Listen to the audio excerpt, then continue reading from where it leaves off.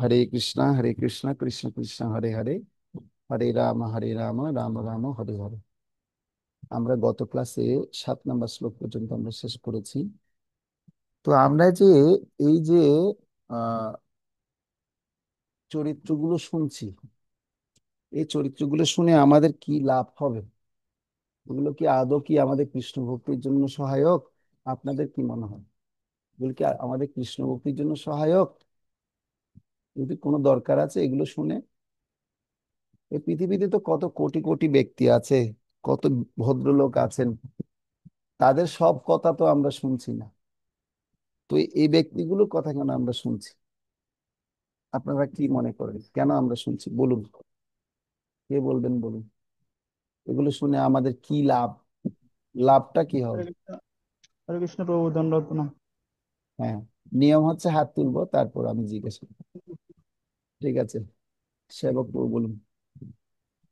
প্রভু আসলে এই এই মহাভারতের যে বিভিন্ন যে ক্যারেক্টার এবং ওনাদের সম্পর্কে যে আমরা শ্রবণ করি, বিশেষ করে বিভিন্ন আচার্যদের মুখ থেকে, তারপর আপনিও ক্লাসে আমাদেরকে যে চরিত্রগুলো সম্বন্ধে যে ধারণা দিয়েছেন, তো আসলে এখানে যে দর্শনটা অনেক সময় আমরা কৃষ্ণ ভাবনামৃত প্রচারের ক্ষেত্রে দেখা যায় কি বিভিন্ন ব্যক্তিকে আমাদের বিভিন্নভাবে প্রচার করতে হয়। কারণ একই ধরনের ফিলোসফি দিয়ে মনে করেন সবাইকে কি করা যায় না, মোটিভেট করা যায় না। অনেকে কি মানে বড় বড় মানে দর্শন বিষয়ক বিষয় শুনতে চাই আমরা যখন প্রচার করতে যাই। কারণ আমরা যখন প্রচার করতে যাই তখন যে ব্যক্তিকে আমরা প্রচার করব অনেক সময় দেখা যায় কি তাকে আমরা বিভিন্ন ভক্তি বিষয়ক কথা বলার চেয়ে বিভিন্ন জায়গায় আমরা দর্শন বলবো। বিশেষ করে মহাভারতের বিভিন্ন উক্তিগুলো যখন বলবো, বিভিন্ন চরিত্রের বিভিন্ন ধরনের ওদের যে যুদ্ধ করার ক্ষমতা, এই বিষয়গুলো আমরা যখন বলি তখন ওরা ইমপ্রেস হয়। তো এই জন্য আমরা এই ক্যারেক্টার গুলো থেকে যখন এই ক্যারেক্টার গুলো সম্বন্ধে যখন জানি তখন আমাদের প্রচারের ক্ষেত্রে একটু সহায়ক হয়। যে আমরা এই এই বিষয় এই ব্যক্তির এরকম ইয়া ছিল, এরকম ওকে, ক্ষমতা ছিল, এরকম ছিল। হরে কৃষ্ণ। আচ্ছা, ধন্যবাদ প্রভু। প্রভু চিন্তা করছেন যে আমরা এগুলো যদি দর্শন ভালো মতো জানি, তাহলে আমাদের প্রচার করতে সুবিধা হবে, এক কথায়। আচ্ছা, সকাশ মঙ্গল প্রভু বলুন, কেন আমরা এগুলো শুনছি? হরে কৃষ্ণ প্রভু, ধন্যবাদ, প্রণাম প্রভু। না ধরতো না।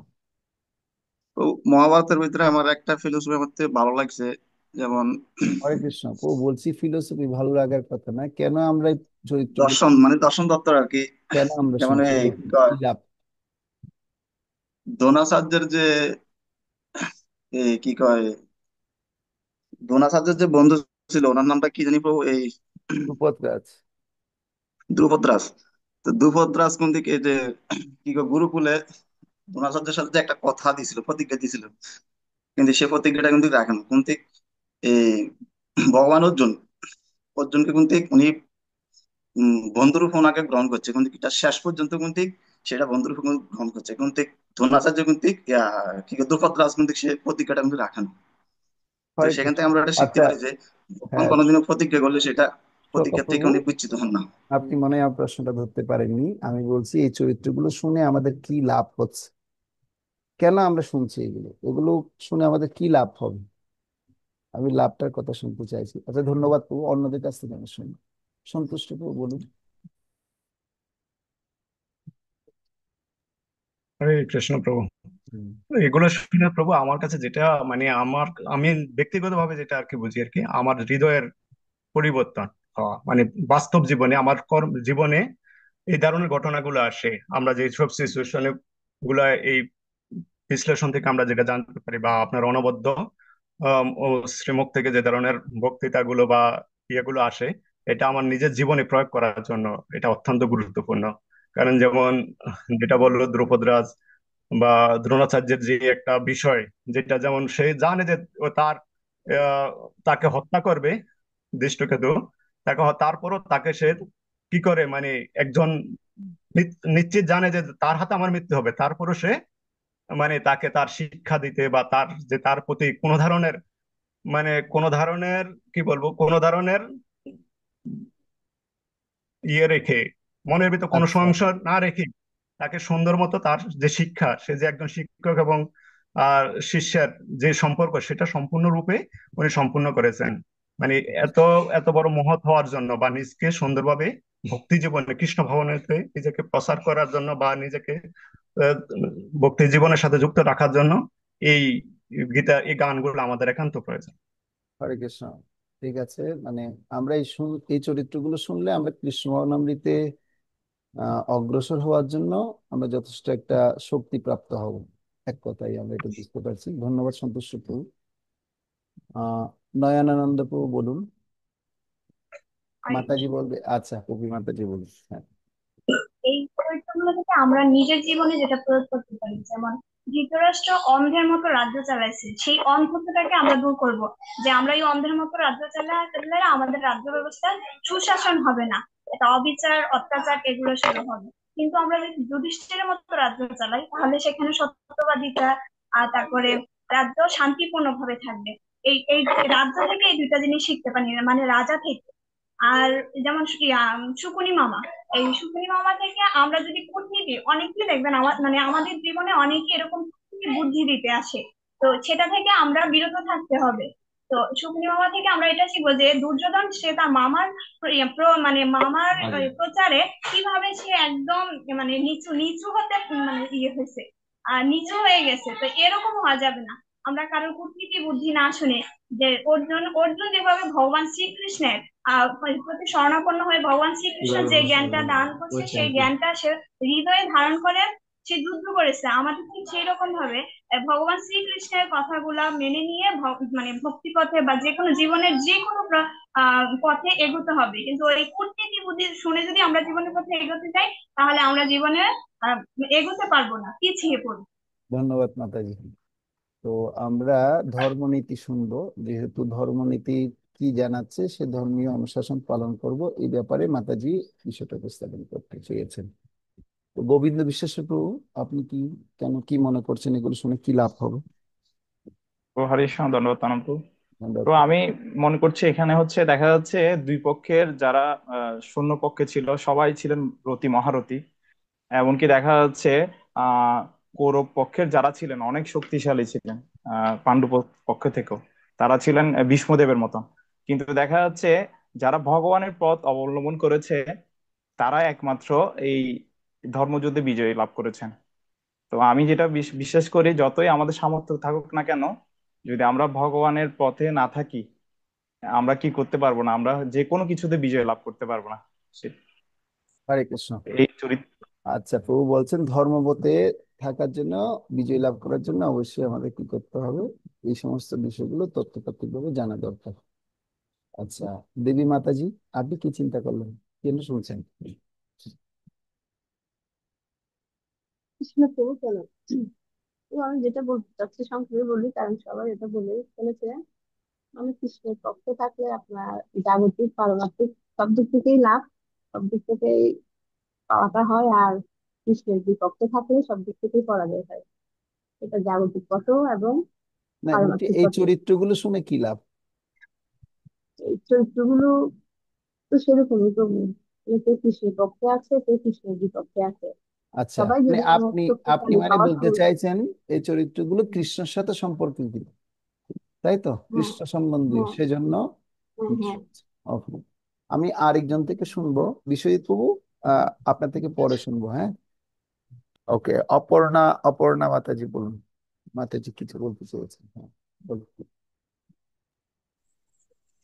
এখান থেকে এই চরিত্রগুলো থেকে আমরা শিখতে পারবো হলো ধর্ম করলে কি হয়, ধর্ম না করলে কি হয়, আর আমাদের রাজাদের চরিত্র কেমন হবে, হুম, কেমন হওয়া উচিত, হুম, মানে কেমন হওয়া উচিত, উচিত অর্থে যুধিষ্ঠির কেমন ছিলেন এবং মহারাজ ধৃতরাষ্ট্র কেমন ছিলেন এবং তাদের লাস্ট পরিণতি কি হয়েছে, হুম, এবং কৃষ্ণের সাথে সংযুক্ত থেকে কাদের জয় হয়েছে সেটা সম্পর্কে আমরা জ্ঞান লাভ করতে পারবো।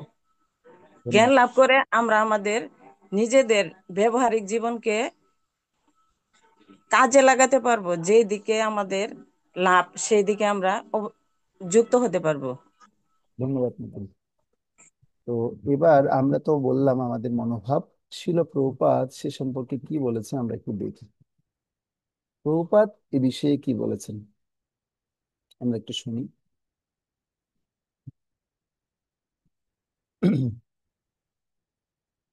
আশা করি সবাই দেখতে পাচ্ছেন।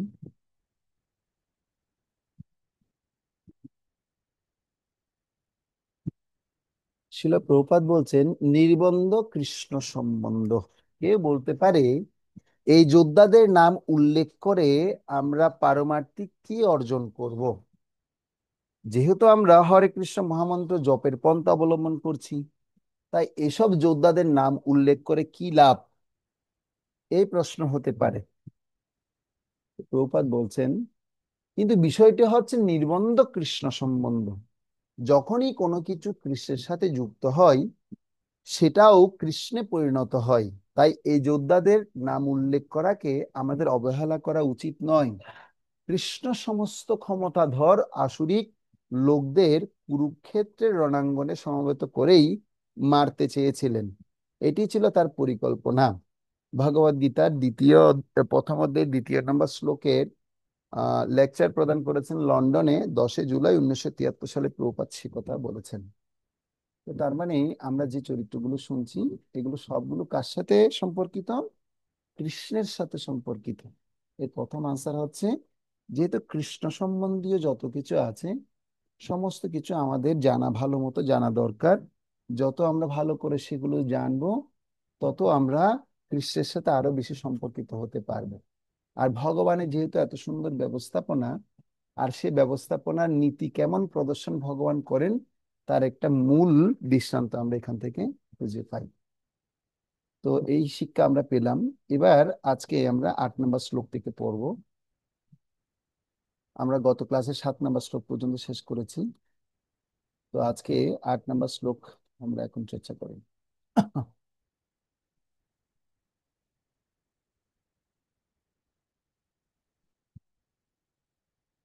গত ক্লাসে আমরা বিভিন্ন চরিত্র পড়তে পড়তে আমরা 7 নম্বর শ্লোকে ভগবান বললেন, অস্মা কন্তু বিশিষ্টা যে তান্নি বোধ দ্বিজোত্তম নায়কা মম সৈন্যস্য সংগার্থম তানবগ্নিতে। হে দ্বিজোত্তম, আমাদের পক্ষে যে সমস্ত বিশিষ্ট সেনাপতি সামরিক শক্তি পরিচালনার জন্য রয়েছেন, আপনার অবগতির জন্য আমি তাদের সম্বন্ধে বলছি। কে বলছে? এখন দ্রোণাচার্য জানাচ্ছে। কাকে জানাচ্ছে? সরি, দ্রোণাচার্যকে দুর্যোধন জানাচ্ছে। অর্থাৎ দুর্যোধন দ্রোণাচার্যকে জানাচ্ছে। কি জানাচ্ছে? এখন বলবে আমাদের পক্ষে কারা কারা আছে দেখুন। ভবান ভীষ্মশ্চ কর্ণশ্চ কৃপশ্চ সমিতিঞ্জয় অশ্বত্থামা বিকর্ণশ্চ সমদত্তিস্ততৈব চ। সেখানে রয়েছেন আপনার মতোই ব্যক্তিত্বশালী ভীষ্ম, কর্ণ, কৃপা, অশ্বত্থামা, বিকর্ণ এবং সোমদত্তের পুত্র ভূরিশ্রবা, যারা সর্বদা সংগ্রামে বিজয়ী হয়ে থাকেন। তো এই শ্লোকও আমরা গত ক্লাসে পড়েছি। এই শ্লোকের তাৎপর্য প্রভুপাদ বলেছেন, পাণ্ডব পক্ষের রতি মহারথীদের বর্ণনা করবার পর দুর্যোধন তার সপক্ষে যে সমস্ত বীরেরা যোগদান করেছেন তাদের বর্ণনা করেছেন। তো এখন আমি একটা বিষয় আপনাদেরকে আজকে ক্লিয়ার করে দিব। আপনারা দেখুন, রতি মহারথী কারা হয়। তো আপনারা এই বিষয়টি ভালো মতো লিখুন। মহারথী কে হয়? মহারথী যিনি হবেন, তিনি যুদ্ধক্ষেত্রের মধ্যে 10,000 যোদ্ধার সঙ্গে কি করতে পারবেন? যুদ্ধ করতে পারবেন। মহারথীকে, মহারথী যিনি হবেন, তিনি 10,000 যোদ্ধার সাথে যুদ্ধ করতে সমর্থ হবেন। এরপর হচ্ছে অতিরথী। অতিরথীকে, অতিরথী হচ্ছে সে অসংখ্য যোদ্ধার সঙ্গে যুদ্ধ করতে পারবেন। তার কোনো কি দেয়নি, মানে আহ সংখ্যা নির্ণয় করা হয়নি, কিন্তু যিনি মহারথী হবেন তিনি কমপক্ষে 10,000 যোদ্ধার সাথে যুদ্ধ করতে পারবেন। আর অতিরথী অসংখ্য যোদ্ধার সঙ্গে তিনি যুদ্ধ করতে পারবেন। আর রতিকে, রতি মানে যিনি একজন যোদ্ধার সঙ্গে যুদ্ধ করতে সমর্থ। রতি মানে একজন যোদ্ধার সাথে যুদ্ধ করতে সমর্থ। আর অর্ধরতি মানে কে? অর্ধরতি হচ্ছে কি তদপেক্ষা কম, মানে একজন যোদ্ধার থেকেও কম, অর্থাৎ সৈনিকদের সাথে সে কি করতে পারে? সে যুদ্ধ করতে পারে অর্ধরতি। তো এই চারটা বিষয় আমাদের সবসময় মনে রাখতে হবে। কারণ না এখানে বলা হচ্ছে যে, অনুবাদে বলা হচ্ছে কি দেখুন, যে তারা সর্বদাই কি ছিলেন, বিজয়ের সংগ্রামে বিজয়ী হয়েছেন। কেন? প্রভুপাদ সে তাৎপর্য বলছেন পাণ্ডব পক্ষের রতি মহারথীদের বর্ণনা করার পর। অর্থাৎ এক একজন কি ছিল, রতি মহারথী ছিল বিদায় তারা সর্বদাই যে কোনো যুদ্ধের মধ্যে জয়লাভ করতে পারতেন। তো আর আমরা এটাও বুঝতে পারলাম, রতি মানে তিনি কতজনের সাথে যুদ্ধ করতে পারবে, মহারথী মানে তিনি কতজনের সাথে যুদ্ধ করতে পারবে, তারপর অধীরথী মানে তিনি কিরকম হবেন, অতিরথী মানে কেমন হবেন, অর্ধরথী মানে কেমন হবেন, সেটা আমরা জানলাম। তো প্রভুপাদ আরো সুন্দর মতো এখানে বিশ্লেষণ করছেন যে বিকর্ণ হচ্ছে দুর্যোধনের ভাই, অশ্বত্থামা হচ্ছে দ্রোণাচার্যের পুত্র, এবং সোমদত্তি বা ভূরিশ্রবা হচ্ছেন বাল্মীকির রাজার ছেলে, কর্ণ ছিলেন অর্জুনের ভূপুত্রীয় ভ্রাতা। কেননা রাজা পণ্ডুর সঙ্গে বিবাহ হওয়ার আগে কুন্তী দেবীর কোলে তার জন্ম হয়, আর কৃপাচার্যের যমজ ভগ্নিদ্বয়ের সাথে দ্রোণাচার্যের বিবাহ হয়। তো এখন আমরা সেই চরিত্রগুলো শুনবো। দ্রোণাচার্যের কথা আমরা শুনেছি, ভীষ্মদেবের কথা আমরা কম বেশি শুনেছি।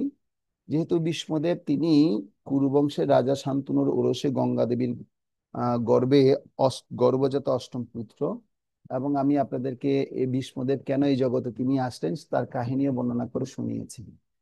যেহেতু তারা ছিলেন স্বর্গের অষ্টবসু, স্বর্গের অষ্টবসুরা তারা কি করেছিলেন, একটা পাপ কাজ করেছিলেন। সেই পাপ কাজটা হচ্ছে কি, একবার কি করেছিলেন, এই সস্ত্রীক অষ্টবসুরা বৈশিষ্ট্য মণি আশ্রমে বিহার করতে যান। কোথায় যান? বৈশিষ্ট্য মণির আশ্রমে বিহার করতে যান। দু নামক বসুর স্ত্রীর অনুরোধে তারা বৈশিষ্ট্যের কামধেনু নন্দিনীকে হরণ করে। বৈশিষ্ট্য জানতে পেরে অভিশাপ দেন, কামধেনু অপহরণকারীরা মনুষ্যলোকে জন্মগ্রহণ করবে। বসুগণের অনুনয়ে বৈশিষ্ট্য বললেন, অন্যান্য বসুগণ 1 বৎসর পরে সাপ মুক্ত হবে, কিন্তু যে বসু, যে অষ্টবসুর মধ্যে যে বসু নিজ হস্তে গাভীটা কি করেছেন, চুরি করেছেন, তার কি হবে, তিনি দীর্ঘকাল এই জগতে তার থাকতে হবে। অর্থাৎ তাকে এই জড়জগতে অনেক দিন দুঃখ কষ্ট ভোগ করতে হবে। তাহলে তাহলে সে অষ্টবসুর মধ্যে কে চুরি করেছিল? তো দ্বি নামক বসু তিনি কি করেছিলেন, তিনি সেই কামধেনু নন্দিনীকে হরণ করেছিলেন। আর সেই দ্বি নামক বসুই হচ্ছেন ভীষ্মদেব। তো দ্বি নামক বসু তার স্ত্রীর অনুরোধে বৈশিষ্ট্যের কামধেনু যেহেতু কি করেছিলেন, চুরি করেছিলেন, এখন বৈশিষ্ট্য তাহলে কি করেছেন, অভিশাপ দিলেন। আর অভিশাপের কারণে সমস্ত অষ্টবসুরা তার কাছ থেকে ক্ষমা চাইছেন, আমাদেরকে ক্ষমা করে দিন প্রভু, আমরা তো ভুল করে ফেলেছি, তো আমরা জানতাম না যে এরকম পাপের ভার আমাদেরকে ভোগ করতে হবে। তো তারপর কি করলেন, আপনার ভীষ্মদেবের রূপে তিনি এই জগতে আবির্ভূত হলেন। তো তিনি অভিশপ্ত হওয়া হলো কি হবে, তিনি সেই অভিশাপটা মেনে নিয়েছিলেন। তো এখন কি হয়েছে, বসুগণের অনুনয়ে বৈশিষ্ট্য অন্যান্য বসুদের 1 বৎসর পরে সাপমুক্ত করলেন, এবং কিন্তু যে বসু গাভী হরণ করেছিলেন তিনি দীর্ঘকাল মনুষ্যলোকে বাস করতে বাধ্য হবেন। তো একবার ব্রহ্মা সবাই দেবগণের উপস্থিতকালে গঙ্গার সূক্ষ্ম বস্ত্র বায়ু দ্বারা অপসৃত হয়। অর্থাৎ গঙ্গা দেবী কি হয়েছিল, একবার মানে ব্রহ্মাদেবের সবাই, মানে গঙ্গা দেবী এসেছিলেন, তিনি এমন একটা পাতলা কাপড় তিনি পরেছেন, সে পাতলা কাপড় পরার ফলে সমস্ত দেবতাগণ, দেবদেবী, দেবতা এবং দেবদেবীরা সবাই সেই দেবী গঙ্গার দিকে সবাই অপলক দৃষ্টিতে তাকিয়েছিল, অনেকের কাম ভাবে জন্মিয়েছিল। এর ফলে ব্রহ্মাজি একটু কি হয়েছিল, মনক্ষুণ্ণ হয়েছিল। তখন কি হয়েছে, তখন দেবগণ অধোমুখী থাকেন, কিন্তু ইক্ষ্বাকু বংশীয় রাজা মহাবিশ বস্ত্রহীনা গঙ্গাকে নিঃসংকোচে দেখতে থাকেন।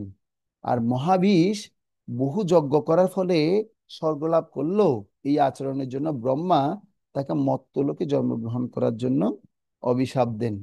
আর মহাবিশ প্রতীপের পুত্র শান্তনু রূপে পৃথিবীতে তিনি জন্মগ্রহণ করেন।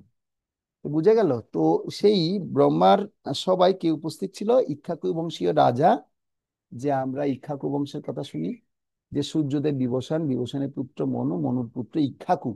আর সেই ইক্ষ্বাকু বংশের রাজা হচ্ছিলেন কে, রাজা ছিলেন মহাবিশ।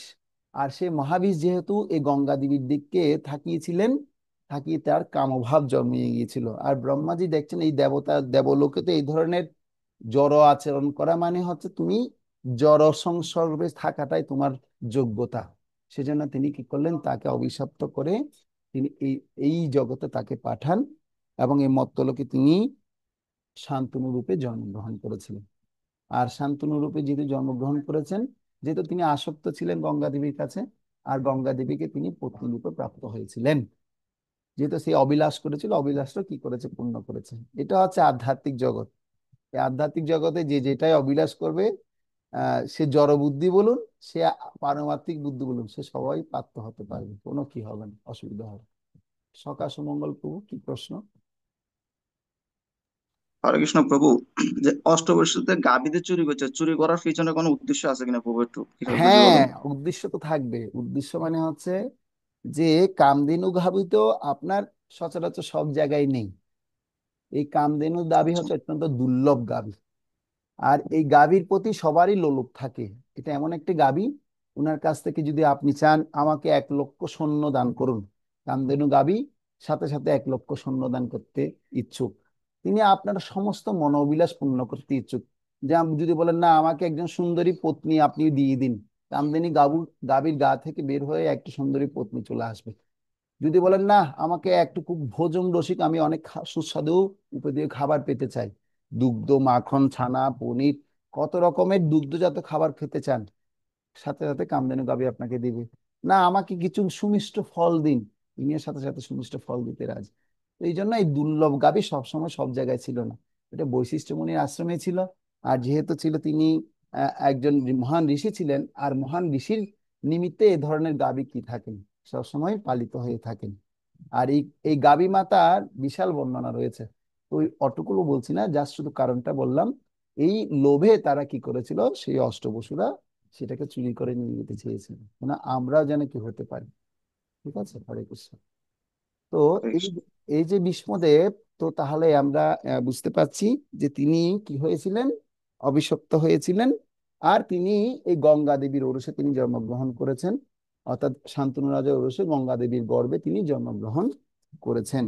তো এইদিকে মহাভিষেকের মানে বিষ্ণুদেবের তো আমরা তারপর শুনলাম যে অভিষেকের সমস্ত কিছু আয়োজন হয়েছিল। তারপর তার পিতা মৎস্যগন্ধার প্রেমে পড়েছিল। তারপর কি হয়েছে, যে তার পিতাকে মন রক্ষা করার জন্য তিনি আবার আজীবন ব্রহ্মচর্য ব্রত পালন করলেন। তিনি রাজা হবেন না প্রতিজ্ঞা করেছেন, কিন্তু পিতাকে এই কথা দিয়েছিলেন যে হে পিতাশ্রী, আমি যতদিন আমার এই প্রাণ আছে ততদিন আমি এই পৃথিবীকে সুরক্ষিত রাখবো।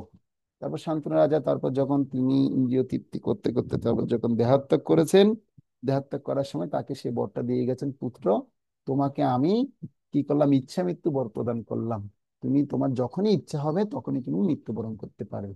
আর শান্তনু রাজা যেহেতু এই বর তিনি প্রাপ্ত হয়েছিলেন, দিদি গঙ্গা দেবী কি করেছেন, যখন তাকে বিষ্ণুদেবকে নিয়ে যাচ্ছিলেন, অষ্টবসুর শেষ পুত্রকে যখন তিনি নিয়ে যাচ্ছিলেন, যেহেতু শান্তনু রাজার সাথে কথা হয়েছিল যে তুমি যদি আমাকে বাধা দাও তাহলে আমি আমার পুত্র সহ আমি এখান থেকে অপ্রকট হয়ে যাব, তখন শান্তনু রাজা প্রার্থনা করেছিলেন যে হে তুমি আমার এই ছেলেকে অন্তপক্ষে এই রাজ্যের সুশাসন ব্যবস্থার জন্য তুমি নিয়ে আসো। অন্তপক্ষে তাকে আমি এখানে সব করণ কৌশল শেখাই, শাস্ত্রবিদ্যা, অস্ত্রবিদ্যা, রাজনীতিবিদ্যা সব শেখাই।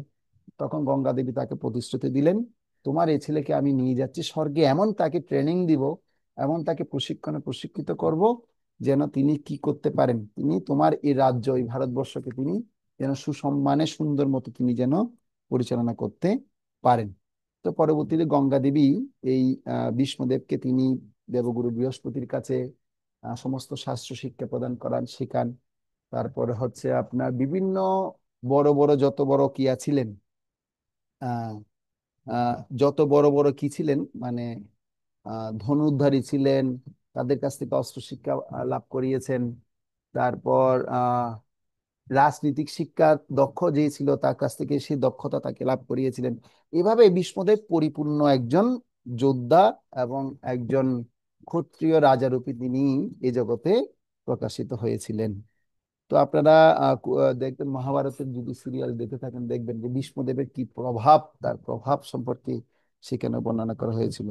আর ভীষ্মদেব তাহলে এর মধ্যে আমরা আলোচনা করলাম রতি কি, মহারথী কি, অতিরথী কি, অর্ধরথী কি। তাহলে ভীষ্মদেব কি মনে হয় তিনি কি রকম যোদ্ধা ছিলেন? দেখি আপনারা বলুন।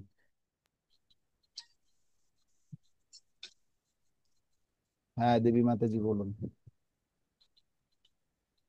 তো ওনার যে কোয়ালিটি উনি মহারথী হবেন। হ্যাঁ, তো ওনার যে কোয়ালিটি, তিনি মহারথী ছিলেন। তিনি শুধু মহারথী ছিলেন না, তিনি মহারথীরও রথীর কারিগর ছিলেন। তিনি তার গুরুদেবের সাথে যুদ্ধ করেছেন, যার কাছ থেকে তিনি অস্ত্র শিক্ষা লাভ করেছেন। পরশুরামের সাথে যুদ্ধ করে পরশুরামকে হটিয়ে দিয়েছিলেন। তো তার মানে তিনি মহারথী থেকেও সর্বশ্রেষ্ঠ যোদ্ধা হিসেবে তিনি পরিগণিত হয়, শাস্ত্রে বর্ণনা করা হচ্ছে। তো ভীষ্মদেব তো কোনো তারা শুধু সাধারণ। অতিরথী হবে, মানে অসংখ্য, মহারথী তো 10,000, অতিরথীতে কোনো সীমা সংখ্যা নেই, অসংখ্য। তো মহারথী মানে হচ্ছে অসংখ্য, মানে একটা এটা লিমিটেশন আছে, কিন্তু এটা কমপক্ষে 10,000-এর সৈন্যের অধিক বেশি অধিক বেশি যোদ্ধার সাথে তিনি যুদ্ধ করতে পারতেন। এটার ভূমিকা আরো বেশি। ঠিক আছে। তো অসংখ্য যোদ্ধার সাথেও তিনি অসংখ্য থেকে অনেক বেশি কি করতে পারতেন, তিনি যুদ্ধ করতে পারতেন, তার অত ক্ষমতা ছিল। তো যাই হোক, তাহলে আমরা ভীষ্মদেব সম্পর্কে শুনলাম। আর কুরুক্ষেত্রের যুদ্ধে কৌরবপক্ষের প্রথম সেনাপতি হিসেবে ভীষ্মদেবকে কি করা হয়েছিল, নিযুক্ত করা হয়েছিল। এবং যুদ্ধের আগের মুহূর্তে, তো তিনি যেহেতু ভীষ্মদেবকে আমরা শুধু যোদ্ধা হিসেবে চিনি তাই নয়, আমাদের যারা বৈষ্ণবীয় কালচার যারা আমরা অনুশীলন করি, তো সে সম্পর্কে আমরা নারদ মুনি থেকে শুরু করে, জনক রাজা থেকে শুরু করে, তিনি হচ্ছেন আমাদের একজন মহাজন।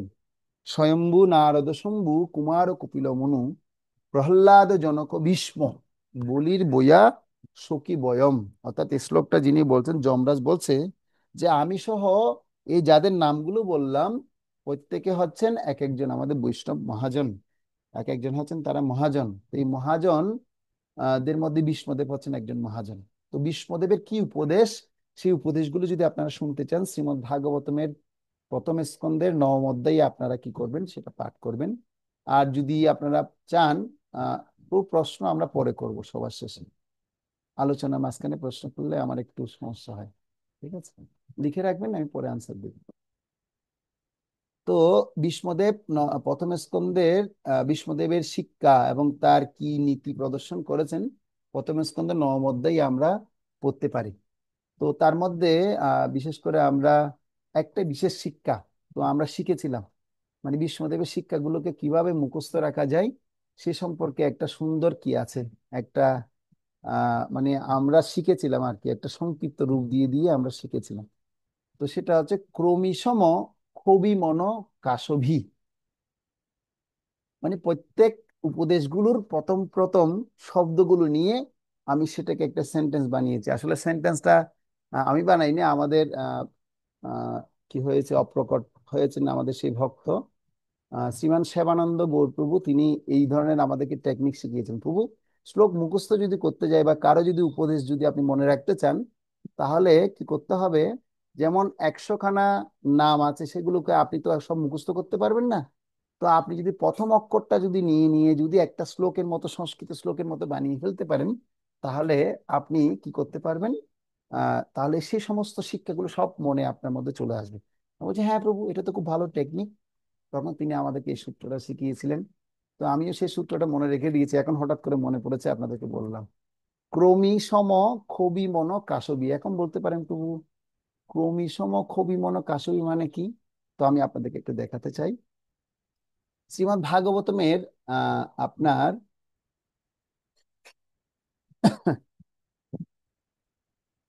শ্রীমদ্ ভাগবতমের প্রথম স্কন্ধে নবম অধ্যায়, এখানে লেখা আছে দেখুন, বিষ্ণুদেবের মহাপ্রয়াণ, অর্থাৎ ভগবান শ্রীকৃষ্ণের উপস্থিতিতে বিষ্ণুদেবের মহাপ্রয়াণ। এই চ্যাপ্টারটা আপনারা খুলবেন, খুলে আপনারা এর বিশেষ করে 20-21 নম্বর শ্লোকের দিকে, ওখানে বিষ্ণুদেবের সুন্দর উপদেশগুলো দেয়া আছে। ক্রো মানে হচ্ছে কি, কারোর সাথে ক্রোধ না করা। মি মানে হচ্ছে মিথ্যা কথা না বলা। ক্রমি স মানে হচ্ছে কি, সম্পদ সমানভাবে বন্টন করা। ক্রমি সম ক্ষোভী মন, ক্ষোভী মানে হচ্ছে ক্ষমা করা, খ দিয়ে হচ্ছে ক্ষমা করা। তারপর আহ ক্ষোভী, ভি মানে ভীত্য, এবং বৃদ্ধদের কি কি করা, পরিপোষণ করা। ক্ষোভী মন মানে মন এবং দেহ পবিত্র রাখা। তারপর কাসবি মানে কারো সম্পদ হরণ না করা। এবং সম্পদ সমানভাবে কি করা, বন্টন করে দেয়া। তো এভাবে করে, এবং ভি মানে হচ্ছে ভৃত্যদেরকে লালন পালন করা। তো এইভাবে ভীষ্মদেবের 9টি উপদেশ আছে, যেগুলো অত্যন্ত গুরুত্বপূর্ণ। তো এগুলো আপনারা প্রথম স্কন্ধের নবম অধ্যায়ে আপনারা এই সমস্ত শিক্ষাগুলো পাবেন। তো প্রত্যেকে আপনারা চেষ্টা করবেন, ভীষ্মদেবের যখন কি হবে, ভীষ্ম পঞ্চমী ব্রত হবে, পারলে আপনারা ভীষ্মদেবের এই নবম অধ্যায়ে যা উপদেশ ভগবান শ্রীকৃষ্ণের উপস্থিতিতে ভীষ্মদেব যখন দেহত্যাগ করেন, তিনি কি কি উপদেশ জগৎবাসীর জন্য দিয়েছেন, যুধিষ্ঠিরকে লক্ষ্য করে সমস্ত জগৎবাসীর জন্য খুব সুন্দর শিক্ষা তিনি আমাদেরকে দিয়ে গেছেন। তার শিক্ষাগুলো আমরা গ্রহণ করতে পারি। কেন গ্রহণ করব? তিনি হচ্ছেন আমাদের মহাজন, মহাজনেন গতস গ্রন্থা। তো যাই হোক, যেহেতু ভীষ্মদেব একটা হচ্ছে খুব গুরুত্বপূর্ণ চরিত্র, এ সম্পর্কে আমরা অনেকক্ষণ ধরে আলোচনা করলাম। এবং ভীষ্মদেবকে যখন কুরুক্ষেত্রের রণাঙ্গনে যখন তিনি যুদ্ধ করছিলেন, যুদ্ধ করা যখন শুরু করেছেন, তো তিনি তার যুদ্ধ কেউ থামাতে পারতো না। তিনি যখন যুদ্ধ করতেন তখন তিনি সমস্ত আহ মহারথী, অতিরথী, যতই যোদ্ধা আসুক না না, সবাই ভীষ্মদেবের কাছে এসে পরাস্ত হয়ে যেতেন। তো ভীষ্মদেবকে কেউ পরাস্ত করতে পারেননি। তো ভীষ্মদেব প্রতিজ্ঞা নিয়েছেন যে আজকের দিনে আমি সমস্ত পাণ্ডবদের যা আছে সবাইকে আমি সমূলে বিনষ্ট করে ফেলবো। তো এখন ভগবান শ্রীকৃষ্ণ বলছে, আচ্ছা তোমার তো দেখি অনেক কি হয়েছে। হ্যাঁ, তো তখন ভগবান কৃষ্ণ খুব রেগে গেছেন। আর কৃষ্ণ তিনি প্রতিজ্ঞা করেছেন যে না, আমি যুদ্ধক্ষেত্রে কি ধরবো না, অস্ত্র ধরবো না। তো তখন কি করেছিলেন, একটা সুন্দর ঘটনা হয়েছে, এটা শিক্ষণীয়, সেজন্য বলছি। তো এই ভীষ্মদেব যেহেতু দেখতে পাচ্ছেন ভগবান কৃষ্ণ, তিনি এত বড় বিশাল যুদ্ধ হবে, এই যুদ্ধের মধ্যে তিনি অস্ত্র ধরবেন না, এটা কি মানানসই হয়? তো ভীষ্মদেব তিনি প্রতিজ্ঞা করেছেন, প্রভু আমি আপনাকে অস্ত্র ধরিয়েই ছাড়বো, আপনাকে আমি কি করব, এই যুদ্ধ অস্ত্র ধরিয়েই ছাড়বো। তো যখন যুদ্ধ যখন শুরু হয়েছে, এভাবে যখন 5 দিন 6 দিন এভাবে যখন ক্রমান্বয়ে যুদ্ধ হচ্ছে, তখন যখন ভীষ্মদেবকে যখন অত্যন্ত উত্তেজিত করে করে দিয়েছেন দ্রোণাচার্য, বলছে আপনি কি যোদ্ধা হলেন, কি মহারথী হলেন, আপনার যদি এত বড় মহারথী থাকা সত্ত্বেও আমাদের মতো এত বড় বড় যোদ্ধারা সবাই প্রাণ ত্যাগ করছে, কিছু আপনি করছেন না, আপনি তাহলে তো পাণ্ডবদের পক্ষ নিচ্ছেন, যান কাপুরুষের মতো আপনি পাণ্ডবদের পক্ষ নিন, এখানে কেন বসে আছেন, যান ওদের পক্ষ। বলছে খামোশ, মুখ সামলে কথা বলো। ভীষ্মদেব বলছে, তোমার এত বড় সাহস, আমি এখন হস্তিনাপুরের অবলম্বন করে হস্তিনাপুর রক্ষা করার জন্য আমি কি করেছি, প্রতিজ্ঞাবদ্ধ হয়েছি, আমি তোমার পক্ষ হয়ে প্রতিজ্ঞা করছি, তাই না? আমি হস্তিনাপুরের রক্ষাকর্তা, আমি আজকেই প্রতিজ্ঞা করছি আমি এমন বলশালী যুদ্ধ করবো, পাণ্ডবদের সমস্ত সবাইকে আমি পরাজিত করে তোমার সামনে এখন নিয়ে আসবো। এখন ভগবান কৃষ্ণ এখন দেখতে পাচ্ছে, আরে বাবা, ভীষ্মদেব খেপে গেছে, এমন কাবায় খেপেছে, সে এমন যুদ্ধ শুরু করলো, আর সে যুদ্ধের মধ্যে কাউকে সে বাদ দেয়নি, সবাইকে মানে অজস্র সহকারে সে বধ করছে। আর কৃষ্ণ এই দেখে দেখতে পাচ্ছে কি, তার সামনে কোনো রথই তার সামনে দাঁড়াতে পারছে না। এমনকি অর্জুনের রথকেও পর্যন্ত তীর মেরে ভেঙে দিয়েছে। আর ভেঙে দেওয়ার ফলে কৃষ্ণ এমন রাগা রেগে গেছে, বলছে কি তুমি যুদ্ধ করছো, এত বড় সাহস! তখন সাথে সাথে রথের চাকা নিয়ে ভীষ্মদেবকে মারার জন্য কি করেছে, প্রস্তুত হয়ে গেছে। তখন ভীষ্মদেব দুই হাত জোর করে বলছে, প্রভু আসলে আমার এই পরাক্রম দেখিয়েছে আপনার হাতে অস্ত্র ধরানোর জন্য। আপনি যে বললেন যে আপনি অস্ত্র ধরবেন না, দেখি না আপনিও দেখি ক্ষেপে এখন আমার সামনে যুদ্ধ করতে আসছেন, এ কেমন তোমার মহিমা প্রভু? তো ভগবান আছেন ভক্তবৎসল। ভগবান কি? তিনি হচ্ছেন ভক্তবৎসল। তিনি তার ভক্তের প্রতিদান প্রদান করার জন্য তিনি যে কোনো মুহূর্তে যে কোনো সময় তার নিজের প্রতিজ্ঞা কি করতে পারেন, ভঙ্গ করতে পারেন। সেজন্য ভগবানের আরেকটি নাম হচ্ছে কি, ভক্তবৎসল। তো ভক্তবৎসল ভগবান যিনি হবেন, তিনি কেমন হবেন, তার কি যোগ্যতা রয়েছে, সে যোগ্যতা সম্পর্কেও আমাদের জানা দরকার। ভক্তবৎসল যিনি হন, তার কি যোগ্যতা থাকে, সে কথাও আমরা এই আলোচনা প্রেক্ষিতে আমরা শুনতে পাবো। যিনি ভক্তবৎসল হবে, ভক্তবৎসল হলে তার কি কি যোগ্যতা তিনি প্রদর্শন করতে পারেন। হম, তো সে কথা আমাদেরকেও জানা দরকার। তো শিল প্রভুপাদ এ সম্পর্কেও, ভক্তবৎসল সম্পর্কেও একটা সুন্দর কথা বলেছেন।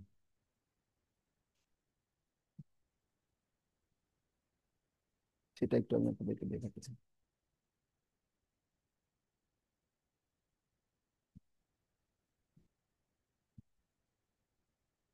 পাণ্ডবগণ অসংখ্য দুঃখজনক পরিস্থিতির শিকার হয়েছিলেন, কিন্তু কখনো তিনি বিচলিত হননি। তারা কৃষ্ণকে কখনো বলেননি, হে প্রিয় কৃষ্ণ, তুমি আমাদের তুমি তো আমাদের সুহৃদ, কেন তুমি এইসব কঠিন বিপর্যয়ের মধ্যে আমাদের ফেলেছো? বরং তারা বিশ্বাসী, দৃঢ় বিশ্বাসী ছিলেন এবং সর্ব বিপর্যয় সত্ত্বেও আমরা বিজয়ী হব, যেহেতু কৃষ্ণ আমাদের সাথে আছেন। এই দৃঢ় বিশ্বাসকে বলে শরণাগতি। যেহেতু ভগবানের ভক্ত ভগবানের কাছে শরণাগত, সেজন্য ভগবান তিনি তার ভক্ত বাৎসল্যতা কি করতে পারেন না, ত্যাগ করতে পারেন না। এটা হচ্ছে মুখ্য কথা। যেহেতু ভগবানের ভক্ত হচ্ছে তার কাছে শরণাগত, ভগবান কৃষ্ণের কাছে শরণাগত। তো এই ভীষ্মদেবের এই পরাক্রমকে রোধ করার জন্য ভগবান কৃষ্ণ যখন রথের চাকা তুলেছেন, তখন ভীষ্মদেব যুদ্ধ থেমে গেছে। তখন আহ কৃষ্ণ একটু লজ্জায় পড়ে গেছে, বলছে হাই হাই, এখন দেখি আমি তো প্রতিজ্ঞা করলাম যুদ্ধ করব না, এখন দেখি আমি অস্ত্র ধরেছি, মানে এটা তো মানানসই হয় না। তখন আবার কৃষ্ণ তিনি আবার সংবরণ করলেন, বলছে তো তুমি এই ধরনের অধর্ম আচরণ করছো। কোথায় আমি অধর্ম করছি? তোমরা আমার সাথে যুদ্ধে পেরে উঠছো না, তাহলে আমার কি করার আছে? দেখি ওইরকম যদি যোগ্য থাকে তাহলে দেখি দেখি আমার সাথে যুদ্ধ করে দেখাও। তারপর মুহূর্তের মধ্যে ভগবান কৃষ্ণ প্ল্যান তৈরি করলেন। কি প্ল্যান? যে ভীষ্মদেবকে কেউ হারাতে পারবে না। আর ভীষ্মর মৃত্যুর একমাত্র কারণ হচ্ছে অম্বা। সে অম্বা কি রূপে আসছেন? তিনি দ্রুপদ রাজার পুত্র রূপে পরবর্তীতে তিনি কি হয়েছিলেন? তিনি শিখণ্ডী রূপে আবির্ভূত হয়েছিলেন। আর শিখণ্ডীকে সামনে এনে দাঁড় করালেন। কার সামনে? অর্জুনের রথের সামনে নিয়ে রথের মধ্যে শিখণ্ডীকে নিয়েছেন, আর হচ্ছে অর্জুন পাশে আছেন। এই করে এখন দুজনের মধ্যে এখন যুদ্ধ চলছে, মহারথী মহারথী যুদ্ধ। আর শিখণ্ডীকে দেখে আচ্ছা এই তো মেয়ের মতো লাগছে, আবার পুরুষের মতো লাগছে। মানে শিখণ্ডী কি ছিল? নপুংসক ছিল। নপুংসক মানে আমরা যে বর্তমানে হিজড়া দেখি, তো হিজড়ার মতে বলা হচ্ছে। তো এই শিখণ্ডীকে দেখে এখন ভীষ্মদেব তো কখনো সে তো ধর্ম যুদ্ধ ছাড়া অধর্ম সে করেন না, যেহেতু তিনি একজন মহাজন আমরা জানি। আর শিখণ্ডীকে দেখে তিনি তীর আর চালাতে পারছেন না। আরে এটা মেয়ের মতো লাগছে, আবার ছেলের মতো যুদ্ধ করছে, এটা আমার মাথায় খেলছে না। এ কি আসলে কি মেয়ে না ছেলে? এ করে তখন সে অত্যন্ত কি হয়ে গেছে, মানে সে শান্ত, মানে তার যে ক্রোধ ছিল সে ক্রোধটা সংবরিত হয়ে গেছে, এবং সে একটা করুণা চলে এসেছে তার মধ্যে। আর এই করুণা আসার ফলে তখন কৃষ্ণ বলছে অর্জুন, অর্জুন তুমি তাকিয়ে আছো এখনো? কি পরাক্রম ভাবে তোমার যোদ্ধাদেরকে পরাস্ত করছে, এখন তোমার ভাইদেরকেও মেরে দিবে, এক্ষুনি তুমি বান চালাও তাড়াতাড়ি। তারপর সাথে সাথে ভীষ্মদেবের বুকের মধ্যে তীর বিদীর্ণ করলো কে? তার নিজ, যাকে কোলে পিঠে করে ছোটবেলা থেকে মানুষ করেছে, যাকে পঞ্চ পাণ্ডবদের থেকে সবচেয়ে বেশি যাকে ভালোবেসেছে, সে ভালোবাসে ব্যক্তিটাই তাকে কি করেছে, তীর চালিয়েছে। তখন অর্জুন যখন তীর চালানোর সাথে সাথে ভীষ্মদেব কি হলো, তিনি তার যুদ্ধক্ষেত্রে তিনি রথ থেকে ভ্রষ্ট হয়ে গেলেন, রথ থেকে পড়ে গেলেন। আর পড়ে যাওয়ার পর সাথে সাথে তিনি মাটির মধ্যে পড়ে গেলেন। কিন্তু তার তো মৃত্যু হবে না, তার মৃত্যু চলে ইচ্ছা মৃত্যু। কিন্তু তিনি চেয়েছিলেন যে পাণ্ডবদের বিজয় যেন সুনিশ্চিত হোক। আর তিনি এখনো বুঝতে পারছেন না যে পাণ্ডবরা কি আসলে কি আদৌ জয়লাভ করবে কিনা। কারণ দুর্যোধনের যে কূটনীতি, এই কূটনীতির কাছে সমস্ত পাণ্ডবরা পরাস্ত। তার এই কূটনীতির চালের মধ্যে পাণ্ডবরা তো অত কূটনীতিবিদ না। তারা কি? তারা হচ্ছে ধর্মযোদ্ধা, তারা হচ্ছে ধর্মীয় অনুশাসন মেনে চলেন। কিন্তু দুর্যোধনের এই যে কূটনীতির কাছে পাণ্ডবরা তো হেরে যাবে। তো দুর্যোধনের রাজনৈতিক কৌশল রণকৌশল কেমন ছিল, সে কথা একটু আমরা জানি। দেখি আমরা একটু তাহলে কি কি রণকৌশল ছিল, সবাই দেখো। তো দুর্যোধনের এই রাজনৈতিক রণক্ষেত্রে কি কৌশল ছিল, আপনারা সবাই এটা পারলে স্ক্রিনশট রাখতে পারেন বা লিখতে পারেন। প্রথম হচ্ছে তিনি দ্রুপদের পুত্র এবং আপনার বুদ্ধিমান শিষ্য বলে উল্লেখ করে তিনি কি করেছেন, উত্তেজিত করেছেন কাকে? দ্রোণাচার্যকে। হ্যাঁ। তারপর শত্রুপক্ষের শক্তির তুলনা করেছেন। আরে ভীম অর্জুনের সমান সমস্ত শক্তি, ওদের ওদের যা শক্তি আমাদের কাছে সেগুলো অত বেশি এরকম শক্তিও নেই। কিন্তু আমাদের কাছে ভীষ্মদেব আছে। কে আছেন? ভীষ্মদেবকে উৎসাহিত করছেন। কিন্তু আমাদের সাথে আবার কে আছেন দেখুন, ভবান আছেন, বিকর্ণ আছেন, তারা কিন্তু সেম ভীমের মতো কি আছে, শক্তিধর। হম। তারপর বলছে সবাইকে তিনি গুরুত্ব দিয়েছেন, না না আমরা হারতে পারি না, আমরা অবশ্যই জয়লাভ করব সবাই। এখানে সব যোদ্ধাগুলো তাদের থেকেও শক্তি সম্পন্ন। দেখুন রাজা হয়েও তিনি সেনাপতির কাছে গিয়ে ভিক্ষা চাইছেন, বলছেন সেনাপতি আপনি কিছু করুন। দ্রোণাচার্যের কাছে গিয়ে হাত জোর করে বলছে। এগুলো হচ্ছে কি রাজনৈতিক রণকৌশল। এই রণকৌশলের আয়ত্ত কার কাছে ছিল? পুরোপুরি এটা এই পুরোপুরি রণকৌশল আয়ত্ত দ্রোণাচার্যের কাছে, দুর্যোধনের কাছে ছিল। আর তিনি এমন ভাবে ব্যাখ্যা করেছেন যে না আসলেই সত্যি আমরা জয়লাভ করব। তো সেজন্য এই রাজনৈতিক কৌশল অত্যন্ত জটিল। আমি কালকে শুনছিলাম শ্রীপাদ তারককৃষ্ণ প্রভুর মুখ থেকে একটা লেকচার শুনছিলাম। তো সেখানে বলছে যে মানুষকে যখন অপমান করা হয় তার হৃদয়ে আর কিছু থাকে না। তিনি এমন ভাবে অপমানিত হলে তার আর মানে তার চরিত্রের আর কোনো কি থাকে না, মূল্য থাকে না। তো সেজন্য মানুষকে মারতে হয় না, তার অপমানের দ্বারা তাকে মারলে হয়ে যায়। তো বলছে বর্তমানে যে আমাদের রাজনীতিবিদরা আছে তাদেরকে মানুষ এত গালাগালি করে, এত অপমান করে, তথাপি তারা এত সুন্দর স্থির থাকে কিভাবে? এত সুন্দর স্থির থাকে কিভাবে? এই যে দুর্যোধনকে, তাকে কি কম অপমান করা হয়েছে? তারপরে তথাপি সে এত অপমান সহ্য করা সত্ত্বেও সে কেন এত স্থির ছিলেন? তার স্থির থাকার কারণ কি? কারণ হচ্ছে কি, তার ফিউচার একটা লক্ষ্য থাকে। তো আমরা আমাদের বিভিন্ন রকমের রাজনৈতিক দলগুলোতে দেখি যে তারা এত অপমানিত হয়, এত মানুষের দ্বারা গালিগালাজ শুনে, অনেকে কি করে, তাদেরকে গলার মধ্যে জুতার মালাও পরায়, তথাপি তারা কেন বিচলিত হন না? কারণ তাদের একটা লক্ষ্য আছে। ঠিক আছে, এখন গালি দিচ্ছ, কিন্তু আমার রাজনীতি যদি, আমি যদি উত্তেজিত হয়ে যাই, তাহলে তো আমার রাজনীতির মুডটা কি হয়ে যাবে, হারিয়ে যাবে। সেজন্য এটা আমার ধরে রাখতে হবে। আমি যত গালাগালি শুনি না কেন, এটা আমার কোনো গায়ে যায় আসে না। গন্ডারের চামড়ার মতো আর কি, গন্ডারের গায়ের মধ্যে যা ঢিল ইট পাটকেলটি মারুন, সে গন্ডারের যেমন কিছু হয় না, ঠিক ওই রকমই। তো দুর্যোধন ও ঠিক সেম ওই রকমই। ঠিক আছে, কোনো অসুবিধা নেই। আমি যদি এখন হাত জোর করে যদি দ্রোণাচার্যের কাছে যদি ক্ষমা চেয়ে যদি তাকে যদি উত্তেজিত করে দিতে পারি, আর দ্রোণাচার্য তোকে সবাইকে শিষ্য বানিয়েছে, কিন্তু সব সব যারা শিষ্য আছে সব তো দ্রোণাচার্যেরই শিষ্য। আর তার কাছে কি সবাই যুদ্ধে পেরে উঠবে? কিন্তু আমি সেনাপতির কাছে যদি, আমি একজন রাজা হয়ে যদি সেনাপতির কাছে যদি হাত জোর করি, তো আমার কোনো অসুবিধা আছে? কোনো তো অসুবিধা নেই। এ হচ্ছে কি যুদ্ধের রাজনীতির করণ কৌশল। ঠিক আছে। তো সেই সেই সেম করণ কৌশল আমরা আমাদের বর্তমান সময়ে দেখতে পাই। মানুষকে এত বকাঝোকা লাঞ্ছনা দিলেও সে লাঞ্ছিত হয় না, বলছে এই অপমানের প্রতিশোধ তো একদিন আমি নিব। তার জন্য ধৈর্য ধরে বসে থাকে। ঠিক আছে। তো এমনিতে একটা ভাষা আছে যেটা হচ্ছে প্রকৃতপক্ষে সাধুদের জন্য প্রয়োজন। আমরা সবকিছু জানবো, বলছে গুপ্ত থেকে গুপ্ত, গুপ্ত থেকে হও পোক্ত, ব্যক্ত করে হয় না ত্যক্ত। সুন্দর কথা। মানে আপনি গুপ্ত করে, গুপ্ত রেখে হও পোক্ত হতে বলছে, মানে পাকাপোক্ত হতে বলছে। আর নিজেকে বেশি বেশি বলে, বেশি বেশি ব্যাখ্যা করে নিজেকে কি করা উচিত না, তিতা বানানো উচিত না। লেবু যখন চিপবেন, স্বাভাবিকভাবে চিপলে কি বের হবে, রসটা খুব সুন্দর মতো বের হবে। আর অত্যাধিক বেশি যখন চিপাচিপি হবে, তখন কি হবে? তিতা বের হয় না, তিতা। তখন খেতে তো ভালো লাগে না, তিতা তিতা বের হয়। তো ঠিক তেমনি ভগবত ভক্তি আমরা যারা অনুশীলন করছি, আমাদের উচিত হচ্ছে শুধু অর্জন করা। অর্জন করতে করতে করতে করতে করতে করতে মানে 8 বছর, 10 বছর, 15 বছর, কমপক্ষে 15 বছর আমার এটা আগে ভালো মতো অনুশীলন করা উচিত, হজম করা উচিত, কৃষ্ণ ভক্তিটা আগে ভালো মতো ডাইজেস্ট করা উচিত, কমপক্ষে 15 বছর। এরপর যখন আপনি মনে হচ্ছে না আমি তো আসলে এখন মোটামুটি একটু বিষয়গুলো জানি, এগুলো এগুলো অন্যকে আমি জানাতে পারবো, জানাতে গেলে আমার অসুবিধার কিছু হবে না, যেহেতু আমি এগুলো পালন করছি, তখন আমি অন্যদেরকে সেটা জানাতে পারি।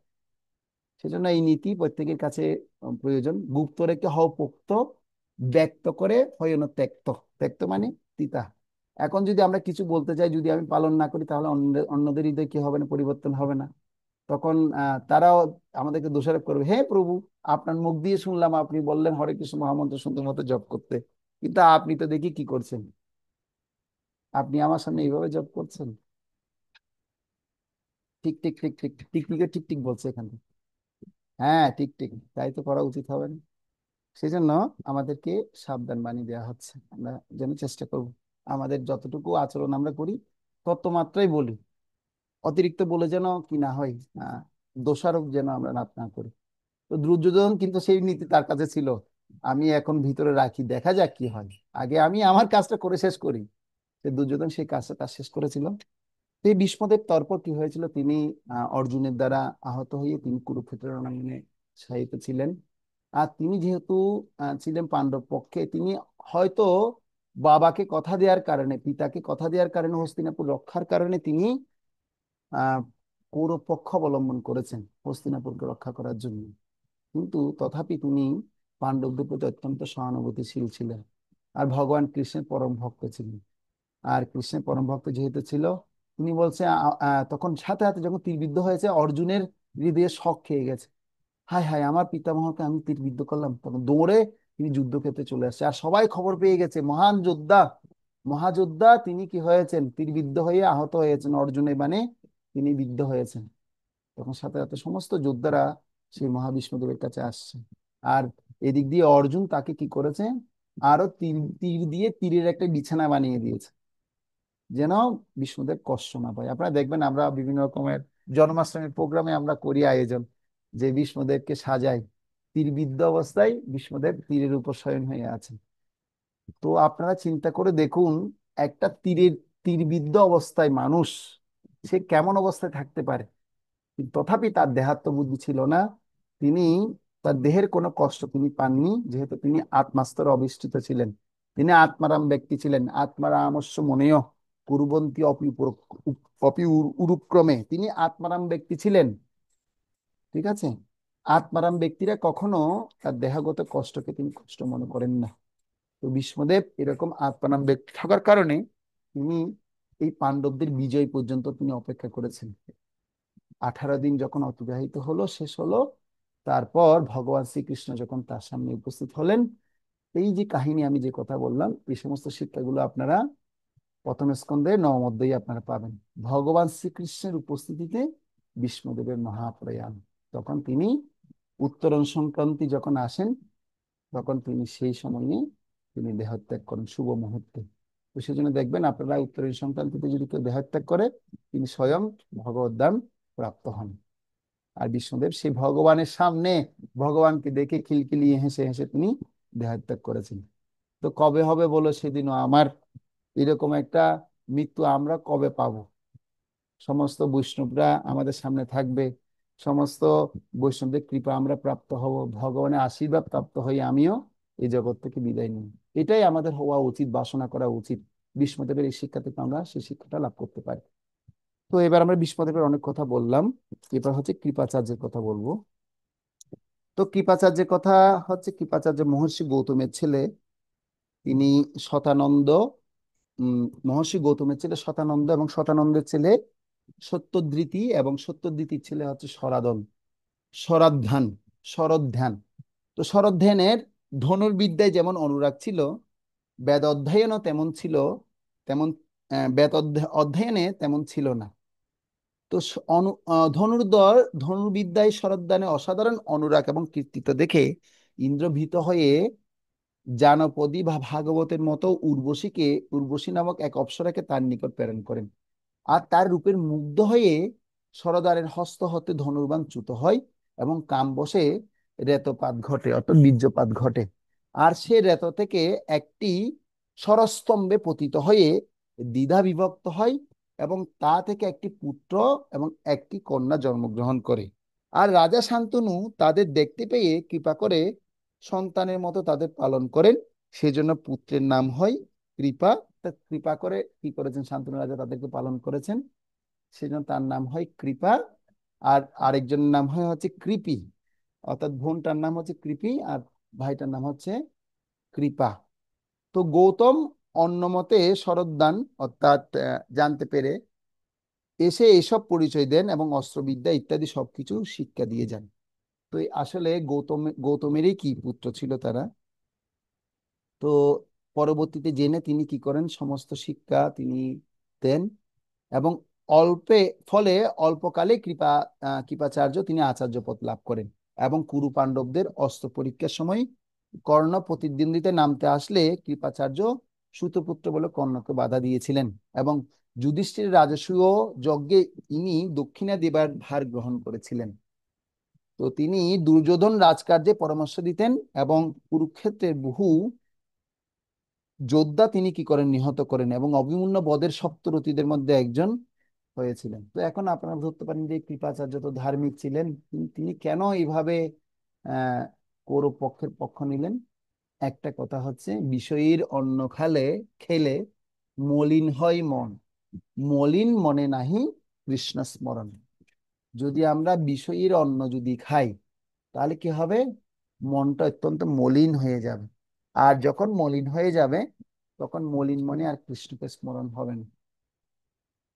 তো সেজন্য দুর্যোধনের এই বিষয়ী ব্যক্তির অন্ন খেয়ে তার মন কি হয়ে গেছিল, মলিন হয়ে গেছিল। তার অন্যের দ্বারা লালিত পালিত হয়ে তিনি আর ধর্ম খুঁজে পাননি, অধর্মের আশ্রয় গ্রহণ করে তার কি হয়েছে, তিনি পথভ্রষ্ট হয়েছিলেন। সেই জন্য তিনি কৃষ্ণের পক্ষ আর নিতে পারেননি। মলিন মনে নাহি কৃষ্ণের স্মরণ, আর কৃষ্ণ স্মরণ তিনি করতে পারেননি, কৃষ্ণের পক্ষ নিতে পারেননি। তো ধৃতরাষ্ট্রের সাথে তো পরবর্তীতে তিনি বেঁচে ছিলেন, যুদ্ধের মধ্যে তিনি নিহত হননি। তো পরবর্তীতে যখন ধৃতরাষ্ট্র যখন বিদুরের দ্বারা কি হয়েছিল, পরাজিত হয়ে যখন গৃহত্যাগ করলো, আর সেই গৃহত্যাগে আহ মহাপ্রস্থানে যাওয়ার জন্য কৃপাচার্য চেয়েছিলেন যে আমিও কি করব, তোমার সঙ্গে চলে যাব। তো পাণ্ডবরা কি করলেন, অনেক অনুরোধ করলেন। তো ধৃতরাষ্ট্রের সাথে বনে যেতে চেয়েছিলেন, কিন্তু ধৃতরাষ্ট্র তাকে সঙ্গে করে নিয়ে যাননি। তো মহাপ্রস্থানের সময় পাণ্ডবরা তাকে পরীক্ষিতের শিক্ষাগুরু হিসেবে নিযুক্ত করে যান। তো কৃপাচার্য পরীক্ষিত মহারাজের শিক্ষাগুরু, এটা আমাদের জানতে হবে, ঠিক আছে। পরীক্ষিত মহারাজের শিক্ষাগুরু কে? কৃপাচার্য। এবার শুনবো অশ্বত্থামা। অশ্বত্থামা কার পুত্র? দ্রোণাচার্যের পুত্র অশ্বত্থামা, একমাত্র পুত্র ছিল অশ্বত্থামা। আর এই অশ্বত্থামা তিনিও কিন্তু দ্রোণাচার্যের মতোই সেম কি ছিলেন, সামরিক প্রদর্শনে, শাস্ত্র প্রদর্শনে সেম সেম, যেহেতু বাপকে বেটা, এক কথায় একটা কথা আছে, বাপকে বেটা, বাপ যেরকম হবে পুত্র তার চেয়ে দ্বিগুণ হবে, কম হবে না কিন্তু। তো এই কুরু পাণ্ডবদের অষ্টগুরু দ্রোণাচার্যের পুত্র ছিলেন এই অশ্বত্থামা। মাতা ছিলেন কৃপাচার্যের বোন কৃপি। এই কৃপিকে বিবাহ দিয়েছিল কার সাথে? দ্রোণাচার্যের সাথে। আর সে কৃপির গর্ভে জন্মগ্রহণ করেছেন অশ্বত্থামা। তো জন্মমাত্রই উচ্চশ্রবা অশ্বের মতো হেস্যাবর করেছিলেন বলে তার নাম হয়েছে অশ্বত্থামা নামে তাকে অভিহিত করা হয়েছিল। কি বর করেছিল? সে জন্মের সময় ঘোড়ার মতো ডাক দিচ্ছিল, হেস্যা। হ্যাঁ, হেস্যা বর করেছিলেন বলে তার নাম দিয়েছিল অশ্বত্থামা, অভিহিত হয়েছিল। তিনি পিতার কাছে অস্ত্র শিক্ষা কুরু পাণ্ডব রাজপুত্রদের সঙ্গে একসাথে শিখেছেন, এবং দ্রোণের কাছ থেকে দ্রোণের শিক্ষার ফলে গুপ্ত অস্ত্রের প্রয়োগও সিদ্ধহস্ত হয়েছিলেন তিনি। এবং পিতার কাছ থেকে তিনি নারায়ণ এবং নারায়ণ অস্ত্র, ব্রহ্মশির অস্ত্র লাভ করেন। দ্বিতীয়বার পাশা খেলাতে ধৃতরাষ্ট্রকে পাশা খেলা খেলতে ধৃতরাষ্ট্রকে নিষিদ্ধ করেছিলেন। তথাপি হম দ্বিতীয়বার পাশা খেলাতে ধৃতরাষ্ট্রকে নিষেধ করেছিলেন। পাণ্ডবদের বনবাসকালে অশ্বত্থামা দ্বারকায় গিয়ে যুদ্ধে অজেয় হবার অভিপ্রায়ে ব্রহ্মশির অস্ত্রের বিনিময়ে শ্রীকৃষ্ণের সুদর্শন চক্র প্রার্থনা করেন, কিন্তু তা উত্তোলন করতে অক্ষম হওয়ায় তাকে নতশিরে প্রত্যাবর্তন করতে হয়। তো কুরুক্ষেত্রের যুদ্ধে তিনি পিতা দ্রোণাচার্যের সঙ্গে সাথে দুর্যোধনের পক্ষ অবলম্বন করেন, এবং ধৃষ্টদ্যম্ন কর্তৃক দ্রোণাচার্যের নিধনের পর ক্রুদ্ধ অশ্বত্থামা পাণ্ডবদের সংহার করার জন্য নারায়ণ অস্ত্র নিক্ষেপ করেন, কিন্তু কৃষ্ণের উপদেশে সকল রথ অস্ত্র আদি ত্যাগ করে অস্ত্রকে পৃষ্ঠ প্রদর্শন করলে সে অস্ত্র বিফল হয়। যেহেতু এই সমস্ত অস্ত্র অধর্মের জন্য নয়, এগুলো ধর্মের জন্য ব্যবহৃত হয়। আর যেহেতু অশ্বত্থামা সে কি করেছে, সে অধর্মের জন্য ব্যবহার করতে চেয়েছে, সেজন্য সে অস্ত্র কোনো কাজ করেনি। আর দুর্যোধনের উরভঙ্গের পর অশ্বত্থামা, যেহেতু দুর্যোধনের একদম প্রিয় ক্লোজ ফ্রেন্ড ছিল, প্রিয় বন্ধু ছিল, সেজন্য সে প্রতিজ্ঞাবদ্ধ হয়েছে, তোমার উরু যে ভেঙে যে আজকে আমি সে পঞ্চপাণ্ডবকে আজকে রাত্রির মধ্যে আমি বধ করবো। তিনি বধ করতে গিয়েছিলেন। বধ করতে গিয়ে তিনি কি হয়েছিলেন, পঞ্চপাণ্ডবদের বিনাশ করবেন এই প্রতিশ্রুতি দিয়ে হতা বিশিষ্ট কুরুর সৈন্যের সেনাপতি হন, এবং মাতুল কৃপাচার্য এবং কৃতবর্মাকে সঙ্গে নিয়ে রাত্রে গুপ্তভাবে পাণ্ডব শিবিরে সরি প্রবেশ করেন, এবং দৃষ্টদ্যম্ন, উত্তমজা, যুধমন্য শিখণ্ডী এবং দ্রৌপদীর পঞ্চপুত্র পাণ্ডব শিবিরে অনেক সৈন্য হস্তি এবং অশ্ব নিধন করেন। এ সময় কৃষ্ণ এবং সাত্যকী সেখানে ছিলেন না। আর পুত্র শোকে দ্রৌপদী অনশন ব্রত শুরু করেন, এবং ভীম যখন দেখতে পেয়েছেন অশ্বত্থামা তার 5 পুত্রকে বধ করেছে, এবং ভীম প্রতিজ্ঞাবদ্ধ হয়েছে যে যে আমার এই পুত্রকে বধ করেছে অশ্বত্থামা, তার মস্তক আমি কি করব, ছিন্ন করে আমি এখানে তোমার চরণে আমি নিয়ে আসব, তুমি দ্রৌপদী কান্না করো না। তো দ্রৌপদী যেহেতু 5টা পুত্র মানে হত্যা করার যে দুঃখ, সেই দুঃখটা দ্রৌপদী বুঝতে পেরেছে। তো বলছে আমি 5 পুত্র হারিয়ে যে আমি কত কষ্ট পাচ্ছি, সেটা আমি বুঝতে পারি। পুত্র হারানোর বেদনা যে কত কষ্ট, তো আমরা তো আসলে সচক্ষে সেগুলো দেখিনি, কিন্তু আমি আমার মাকে দেখেছি। আমার ইমিডিয়েট একটা ভাই, তিনি পানিতে পড়ে দেহত্যাগ করেছিলেন। আর সে ভাইকে তিনি মানে সে ভাই দেহত্যাগ করার পরপরই আমি মানে এই জগতে জন্মগ্রহণ করি।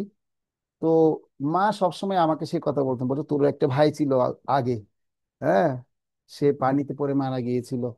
হ্যাঁ, আমি তার কথা এখনো ভুলতে পারছি না, আমাকে বলতো মা। তো সে কথা আমি আপনাদেরকে বলছি যে এটার সাথে রিলেট করে বলছি যে দ্রৌপদী এভাবে তিনি সন্তান হারানোর ব্যথা বেদনা তিনি অনুভব করছেন।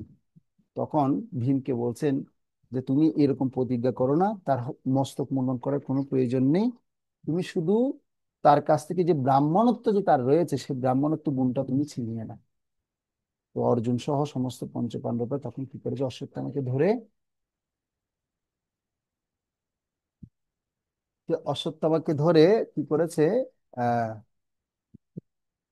ধরে নিয়ে এসছে, নিয়ে এসে তখন তার মস্তক থেকে যে কি আছে, যে মুনি আছে, সেই মুনিটা ছিনিয়ে নিল এবং তার ব্রাহ্মণত্ব হারিয়ে ফেলল। তো একজন ব্রাহ্মণ হয়ে কেন এই ধরনের অপরাধ কর্ম করবে? তো সেটাও ঠিক মৃত্যু সমতুল্য হয়। এইভাবে তখন কি হয়েছে, কেননা তিনি দ্রৌপদী প্রার্থনা করেছেন যে আসলে আমি পুত্রহারের বেদনাটা আমি বুঝতে পারছি, তোমরা এইভাবে বধ করো না, ওকে ধরে নিয়ে আসো। কেননা আমি তো বুঝতে পারছি যদি এই অশ্বত্থামাকে যদি বধ করা হয় তাহলে কৃপি কত কষ্ট পাবে। অর্থাৎ তার মা কথা বলছে, আমি তো বুঝতে পারি সে দুঃখের কথা। তো সেই কথা আপনার শ্রীমদ্ ভাগবতের প্রথম স্কন্ধের আহ শেষের দিকে আছে। হ্যাঁ, মানে পঞ্চপাণ্ডবদের কর্তৃক দ্রোণাচার্যের পুত্র অশ্বত্থামা দণ্ডিত একটা চ্যাপ্টার আছে, সেটা আপনার পড়লে ওখানে আরো সুন্দর ডিটেলস পাবেন। ঠিক আছে, তো এই হচ্ছে অশ্বত্থামার একটা সংক্ষিপ্ত বর্ণনা দিলাম। তো এবং অশ্বত্থামা কি হয়েছিল পরবর্তীতে, তিনি এভাবে কুরুপক্ষের অনেক সহযোগিতা করেছে, দুর্যোধনকে অনেক সহযোগিতা করেছে। আর যেহেতু কি ছিলেন, দুর্যোধনের বন্ধু ছিলেন, দুর্যোধনের বন্ধু থাকার পরেও যখন তিনি পঞ্চপাণ্ডবদের সে পাঁচ পুত্রকে বধ করে যখন দুর্যোধনের কাছে আসছে, বলছে দেখো দেখো দেখো আমি কি করে এসেছি, এই পাঁচ পুত্রকে মানে এই পাঁচ পঞ্চপাণ্ডবকে বধ করে এসেছি, খুব খুশি হয়ে দুর্যোধনকে জানাচ্ছে। আর দুর্যোধন তো খুব খুশি হবে, আর খুশি হয়ে বলছে দেখি দেখাও প্রমাণ দেখাও কি করেছো, কিভাবে মেরেছো। আর যখন প্রমাণ দেখাতে গেছে, দেখতে পাচ্ছি কি আসলে তুমি তো আমার পঞ্চপাণ্ডবদেরকে, আমার ভাই পঞ্চপাণ্ডবদেরকে মারোনি, তুমি আমার বংশধরকে হত্যা করেছো, তোমার এত বড় তোমার অধর্ম হয়েছে। আমরা তো ধর্মযুদ্ধ করছিলাম, তুমি এরকম অধর্ম করতে পারলে? তো দুর্যোধনও সেটা বুঝতে পেরেছে যে আসলে আমাদের বংশের একমাত্র রক্ষাকর্তা ছিল এই পাঁচজন, তো তাদেরকে তুমি বধ করলে, ছি ছি ছি ছি ছি। আর এই কথা শুনে লজ্জায় সে পুরো কি হয়ে গেছিল, মাথা নিস্তেজ হয়ে গেছিল। আবার সে এই মানে লজ্জা সে রাখতে না পেরে তখন ক্রোধিত হয়ে তিনি কি করেছেন, তিনি আবার ব্রহ্মাস্ত্র নিক্ষেপ করেছে কার প্রতি, যে অভিমন্যুর পুত্র উত্তরার গর্ভে ছিল, পরীক্ষিত মহারাজের প্রতি। আর পরীক্ষিত মহারাজের প্রতি যখন সে অস্ত্র যখন নিক্ষেপ করেছে, ভগবান কৃষ্ণ বলছে এই অস্ত্র অর্জুন সংবরণ করো, তুমি ব্রহ্মাস্ত্র নিয়ে সেটাকে সংবরণ করো। আর দেখছি কি সেই ব্রহ্মাস্ত্রে কি করা যাচ্ছে, সংবরণ করা যাচ্ছে, ভগবান শ্রীকৃষ্ণ স্বয়ং উপস্থিত হয়ে সেই পরীক্ষিত মহারাজকে রক্ষা করেছিলেন। কার গর্ভে ঢুকে? উত্তরার গর্ভে প্রবেশ করে। সেজন্য বলা হচ্ছে পরীক্ষিত মহারাজ কার সন্তান? ভগবান শ্রীকৃষ্ণের স্বয়ং তার হস্তে নির্মিত সন্তান, ভগবানের রক্ষিত সন্তান। সেজন্য পরীক্ষিত মহারাজ তিনি এই জগতে এসে এই শ্রীমদ্ ভাগবতম আমাদের জন্য নিয়ে এসেছেন। এই শ্রীমদ্ ভাগবতম নিয়ে আসার মূল কারিগর ছিলেন পরীক্ষিত মহারাজ। আর পরীক্ষিত মহারাজ দ্বারা ভগবান তিনি এই ভাগবতম এই জগতে প্রকাশিত করতে চেয়েছিলেন। তো এ হচ্ছে কি অশ্বত্থামার আরেকটি বিস্তৃত বর্ণনা, বিস্তৃত বর্ণনা। এখন আমরা শুনবো বিকর্ণ। বিকর্ণ কে ছিলেন? ধৃতরাষ্ট্র গান্ধারী শতপুত্রের অন্যতম পুত্র। Just 1 minute.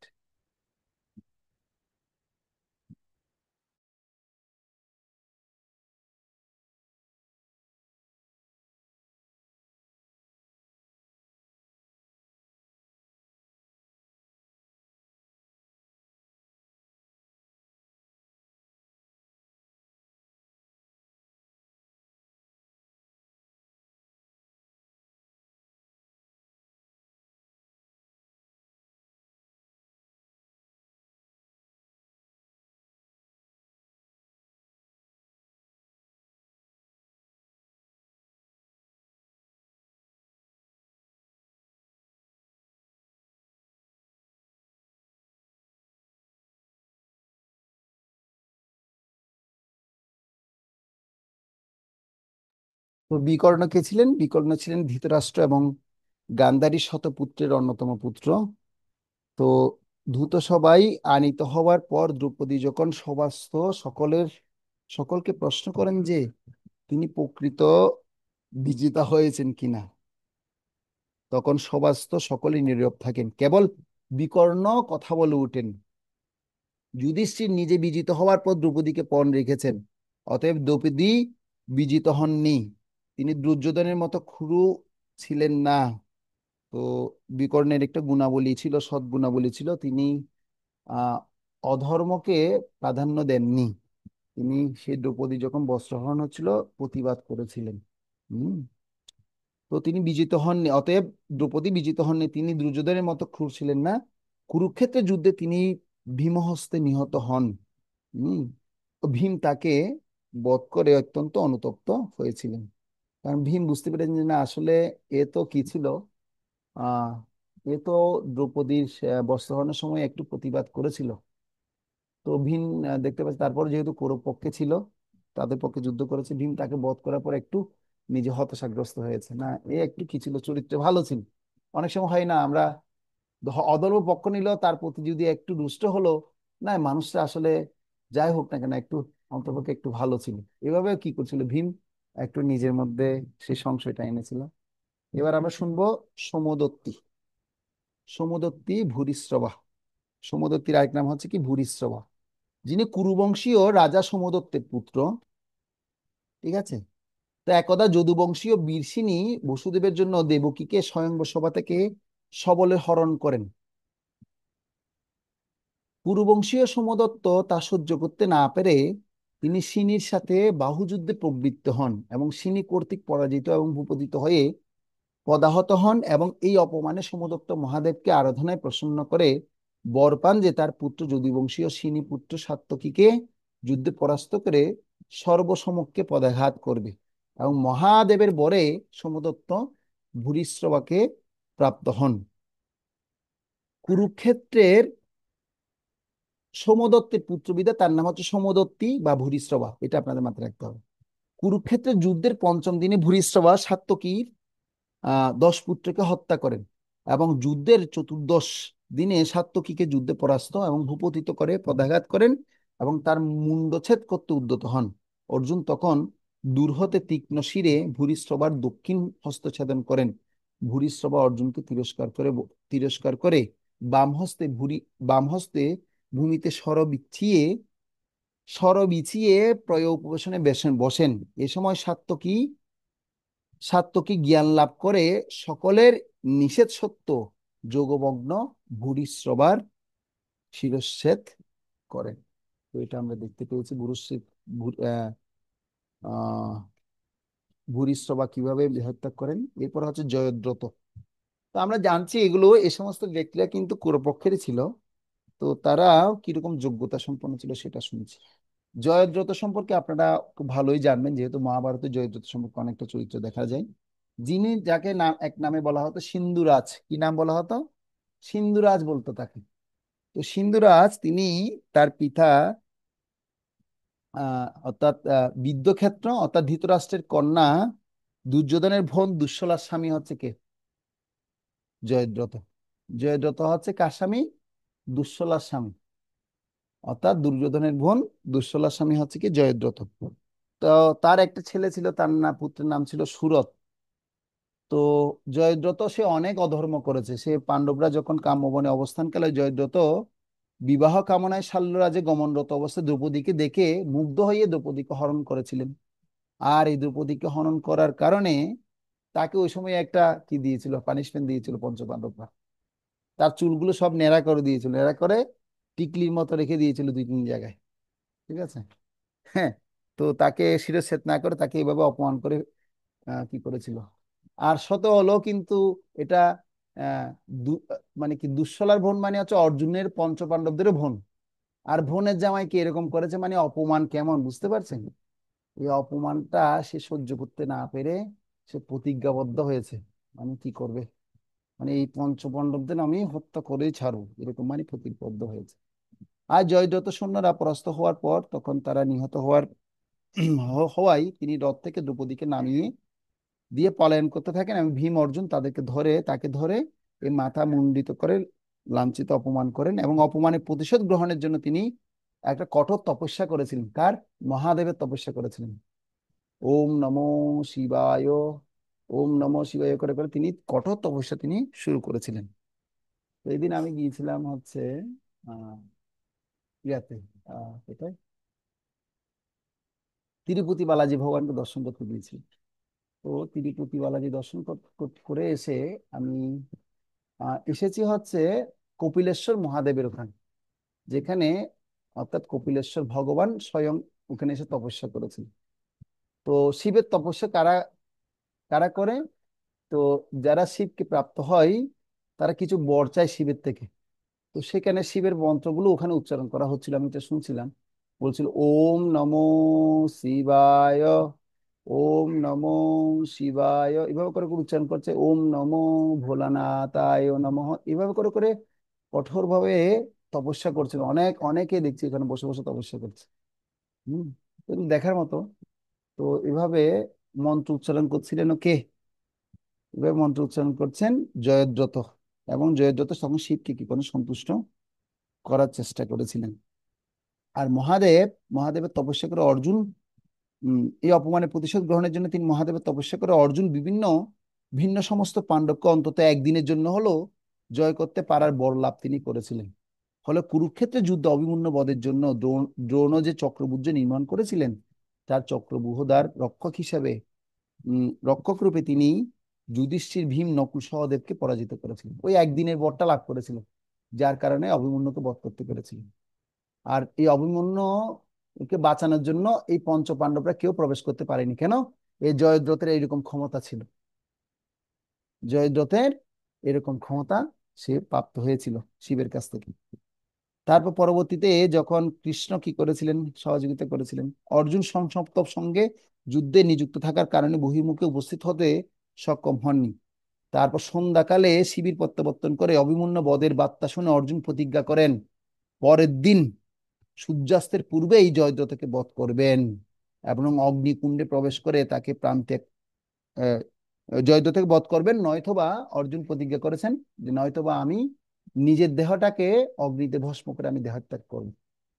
এটা কঠোর কি ছিল? অর্জুনের প্রতিজ্ঞা ছিল। আর এই প্রতিজ্ঞার বিষয়ে জ্ঞাত হয়ে জয়দ্রথ স্বগৃহ থেকে পলায়ন করতে শুরু করলেন এবং দুর্যোধন এবং দ্রোণাচার্যরা সবাই আশ্বস্ত দিলেন, না তোমাকে মারতে পারবে না, আমরা আছি। এই জন্য তাকে বাঁচানোর জন্য একটা চক্রব্যূহের মতো আরেকটা গুহ্য রচনা করেন। আর এদিক কৃষ্ণ কি করেছেন? সূর্যাস্ত হওয়ার আগেই তিনি সূর্যকে মেঘ দিয়ে ঢেকে দিয়েছেন, আর জয়দ্রথ সেখান থেকে বেরিয়ে গেছেন। আর কৃষ্ণ তখন কি করেছে? সূর্যকে আবার সরিয়ে দিয়েছেন, বলছে দেখো অর্জুন, এখনো কিন্তু বাকি আছে, আলো আলো দেখা যাচ্ছে, ওই দেখো তোমার শত্রু জয়দ্রথ কেন তোমার সামনে উপস্থিত, তাড়াতাড়ি বধ করো ওকে। সাথে সাথে তাকে তার কি কি করা হয়েছিল? তাকে বধ করা হয়েছিল। তারপর তাকে বধ করে এই মানে কি জয়দ্রথর যে অধর্ম, সেই অধর্ম থেকে তাকে মুক্তি দান করা হয়েছিল। এরপর আমরা 9 নম্বর শ্লোক দেখব, যেখানে দুর্যোধন নিজের পক্ষেও সৈন্যদের প্রশংসা করে আরো বলছেন। আরো কি কি বলছেন সেটা আমরা একটু শুনি। 9 নম্বর শ্লোক।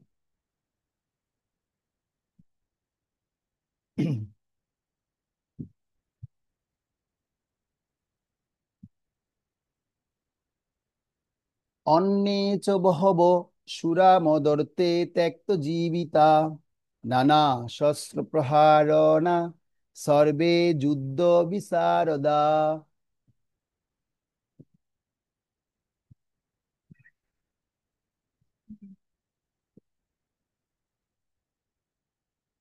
শাপলাশীল মাতাজি, আপনি এটার অনুবাদটা পড়তে পারবেন? শাপলা মাতাজি, সাউন্ড অন করতে পারেন? সাউন্ড, হ্যাঁ বলুন। আচ্ছা বাবু, বলুন মাতাজি। এছাড়া আরো এছাড়া আরো বহু সেনানায়ক রয়েছেন। স্ক্রিনটা ইয়ে করতেছি যে আচ্ছা ঠিক আছে, আমি এছাড়া আরো বহু সৈনিক রয়েছে যারা আমরা আচ্ছা আচ্ছা ঠিক আছে, আমি পড়ছি। আপনার সন্তান আপনাকে ডিস্টার্ব করছে। এছাড়া আরো বহু সেনানায়ক রয়েছেন যারা আমার জন্য তাদের জীবন ত্যাগ করতে প্রস্তুত, তারা সকলেই নানা প্রকার অস্ত্রশস্ত্রে সজ্জিত, তারা সকলেই সামরিক বিজ্ঞানে বিশারদ। এগুলো হচ্ছে দুর্যোধনের কি আহ মানে আরো ব্যাখ্যা করে বলছে কারা কারা ছিলেন। শিলপ্রপাত বলছে অন্য আর যে সমস্ত বীরেরা দুর্যোধনের পক্ষে ছিলেন, যেমন জয়দ্রথ, কৃতবর্মা, শল্য আদিরা সকলে দুর্যোধনের জন্য প্রাণ পর্যন্ত দিতে প্রস্তুত ছিলেন। এখানে স্পষ্টভাবে বুঝিয়ে দেওয়া হয়েছে যে পাপিষ্ঠ দুর্যোধনের পক্ষ অবলম্বন করার ফলে কুরুক্ষেত্রের রণাঙ্গনে এদের সকলেই এই মৃত্যু অবধারিত ছিল। দুর্যোধনের কিন্তু দৃঢ় বিশ্বাস ছিল যে সমস্ত বীর পুঙ্গবেরা সপক্ষে থাকায় তার জয় অনিবার্য। তো যারা, এখানে একটা সুন্দর নীতি আছে, সেই নীতিটা হচ্ছে যারা ধর্ম অনুশীলন করে না, তারা ধর্মের গুরু তত্ত্ব তারা সে সম্পর্কে অবগত নয়, তারা শুধু দেহাত্ম বুদ্ধি নিয়ে চিন্তা করে। যারা ধর্মীয় অনুশীলন করে না, তারা কি করে, শুধুমাত্র দেহাত্ম বুদ্ধি নিয়ে চিন্তা করে যে আমি এই জগতে যা করছি আমাকে দ্বারা হচ্ছে, আমার দ্বারা হচ্ছে, এই ধরনের কথাবার্তাগুলো বলা হয়, বলেন যে আমি এবং আমার দ্বারাই হচ্ছে সবকিছু। হম, এখানে কেন কোনো কি কর্তা বা প্রভু নয়, কিন্তু এইভাবে সেম মনোভাব দুর্যোধনও দেখা যাচ্ছে। কিন্তু দৃঢ় বিশ্বাস ছিল এই সমস্ত বীর পুঙ্গবেরা সপক্ষে তাকে, আমার পক্ষে, সপক্ষে মানে কি, আমার পক্ষে তাকে জয় আমারই হবে, অনিবার্য জয় আমার হবে। তো এরপরে আপনার 10 থেকে 11 নম্বর শ্লোকে বলবেন। আচ্ছা, এই শ্লোকে একটা শব্দ আছে দেখুন, খুব গুরুত্বপূর্ণ শব্দ, ত্যক্ত জীবিতা। তো ত্যক্ত জীবিতা শব্দের অর্থ সম্পর্কে ছিল বিশ্বনাথ চক্রবর্তী ঠাকুর, যিনি আমাদের আহ বৈষ্ণবীয় ভাষ্যের অন্যতম একজন প্রণেতা। সে বিশ্বনাথ চক্রবর্তী ঠাকুর তিনি বলছেন যে ত্যক্তজীবিতা এই বিশেষণের দ্বারা দুর্যোধন একদিকে তার পক্ষের সৈন্যদের প্রতি অনুরাগের আধিক্য দেখাচ্ছেন, এবং অন্যদিকে সরস্বতী দেবী তার এই মুখে তৎপক্ষীয় সৈন্যদের যে অবিসম্ভব মৃত্যু হবে সে কথা প্রকাশ করছেন। সেজন্য ভগবান কৃষ্ণ ভগবদ গীতা বলেছেন 11 অধ্যায় 33 নম্বর শ্লোককে, মই বইতে নিহতা পূর্বে মেব নিমিত্ত মাত্রম ভবসজ্জসাচিন। অর্থাৎ আমা কর্তৃক এরা পূর্বেই নিহত হয়েছে, হে অর্জুন তুমি নিমিত্ত মাত্র হও। ভগবান সেটা অনুপ্রেরণা দিয়েছেন, সে কথা বলেছেন। তো প্রভুপাদ বলছেন এই শ্লোকের প্রেক্ষিতে, যুদ্ধ বিশারদ শব্দের অর্থ হচ্ছে যার মানে যুদ্ধ করার ক্ষেত্রে অত্যন্ত দুঃখ, কিন্তু তবুও তাদেরকে তাদের জীবন উৎসর্গ করতে হবে, কারণ সেটি ছিল শ্রীকৃষ্ণের পরিকল্পনা। এইসব যোদ্ধারা বৈদিক শাস্ত্রের নির্দেশ অনুসারে যথোপযুক্ত রাজ্য শাসন করেছিলেন না, সেজন্য তারা ছিল অসুর। আত্মগৌরব বৃদ্ধির জন্য সেনা শক্তির ব্যবহার হচ্ছে আসুরিক। হম, আর একটি রাজ্যকে শাসন করার জন্য সেনা শক্তি দরকার, কিন্তু অন্য রাজ্যগুলোর বিরুদ্ধে অগ্রাসনে চালানোর জন্য সেটার অপব্যবহার করা উচিত নয়। প্রভুপাদ বর্তমান জগতে কিভাবে শান্তি প্রতিষ্ঠা হবে সে শান্তির সূত্র প্রভুপাদ জানিয়ে গেছেন। তো এই কৃষ্ণ ভাবনামৃতের প্রচার যদি সারা বিশ্বজগতে যদি না হতো, আজকে দ্বিতীয় বিশ্বযুদ্ধের পর তৃতীয় বিশ্বযুদ্ধ এতদিনে হয়ে যেত, সংগঠিত হয়ে যেত। তো এটা তৃতীয় বিশ্বযুদ্ধ একমাত্র রোধ হয়েছে কিসের ফলে? এই কৃষ্ণ ভাবনামৃত প্রচারের ফলে, সারা বিশ্বের বিশ্ব ভ্রাতৃত্বের বন্ধন তৈরি করার ফলে। তো প্রভুপাদ সে কথাই জানাচ্ছেন যে একটি রাজ্যকে শাসন করার জন্য সেনা শক্তি দরকার, কিন্তু রাজ্যগুলোর বিরুদ্ধে আগ্রাসন চালানোর জন্য সেটার অপব্যবহার করা উচিত নয়। তো সেটা আমাদের মানতে হবে, আগ্রাসন যেন না হয়, রাজ্যগুলোর বিরুদ্ধে যেন আগ্রাসন যেন না হয়, যেন মানে ভোগ করার জন্য, যেন নিজের ইন্দ্রিয় তৃপ্তির জন্য, যেন মানে নিজেদেরকে প্রাধান্য দেওয়ার জন্য যেন অন্যের উপর যেন আমরা ঝাঁপিয়ে না পড়ি, সে কথাই বলা হচ্ছে।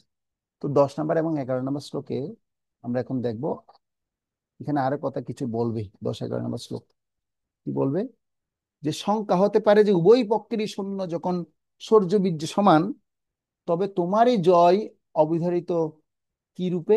এর সমাধানার্থ দুর্যোধন এখন বলছেন যে যেহেতু তোমার জয় অবিধারিত কিভাবে সেটা এখন বলবে। অপর্যাপ্তম তদস্মাকং বলম ভীষ্মাভিরস্কিতম পর্যাপ্তম তিদমে তেষাম বলম ভীমাভিরস্কৃতম অয়োনেষু চ সর্বেষু যথা ভাগমবস্থিতা ভীষ্মমেবাভিরস্কন্তু ভবন্ত সর্ব এব হি। সন্তুষ্ট প্রভু অনুবাদ করুন।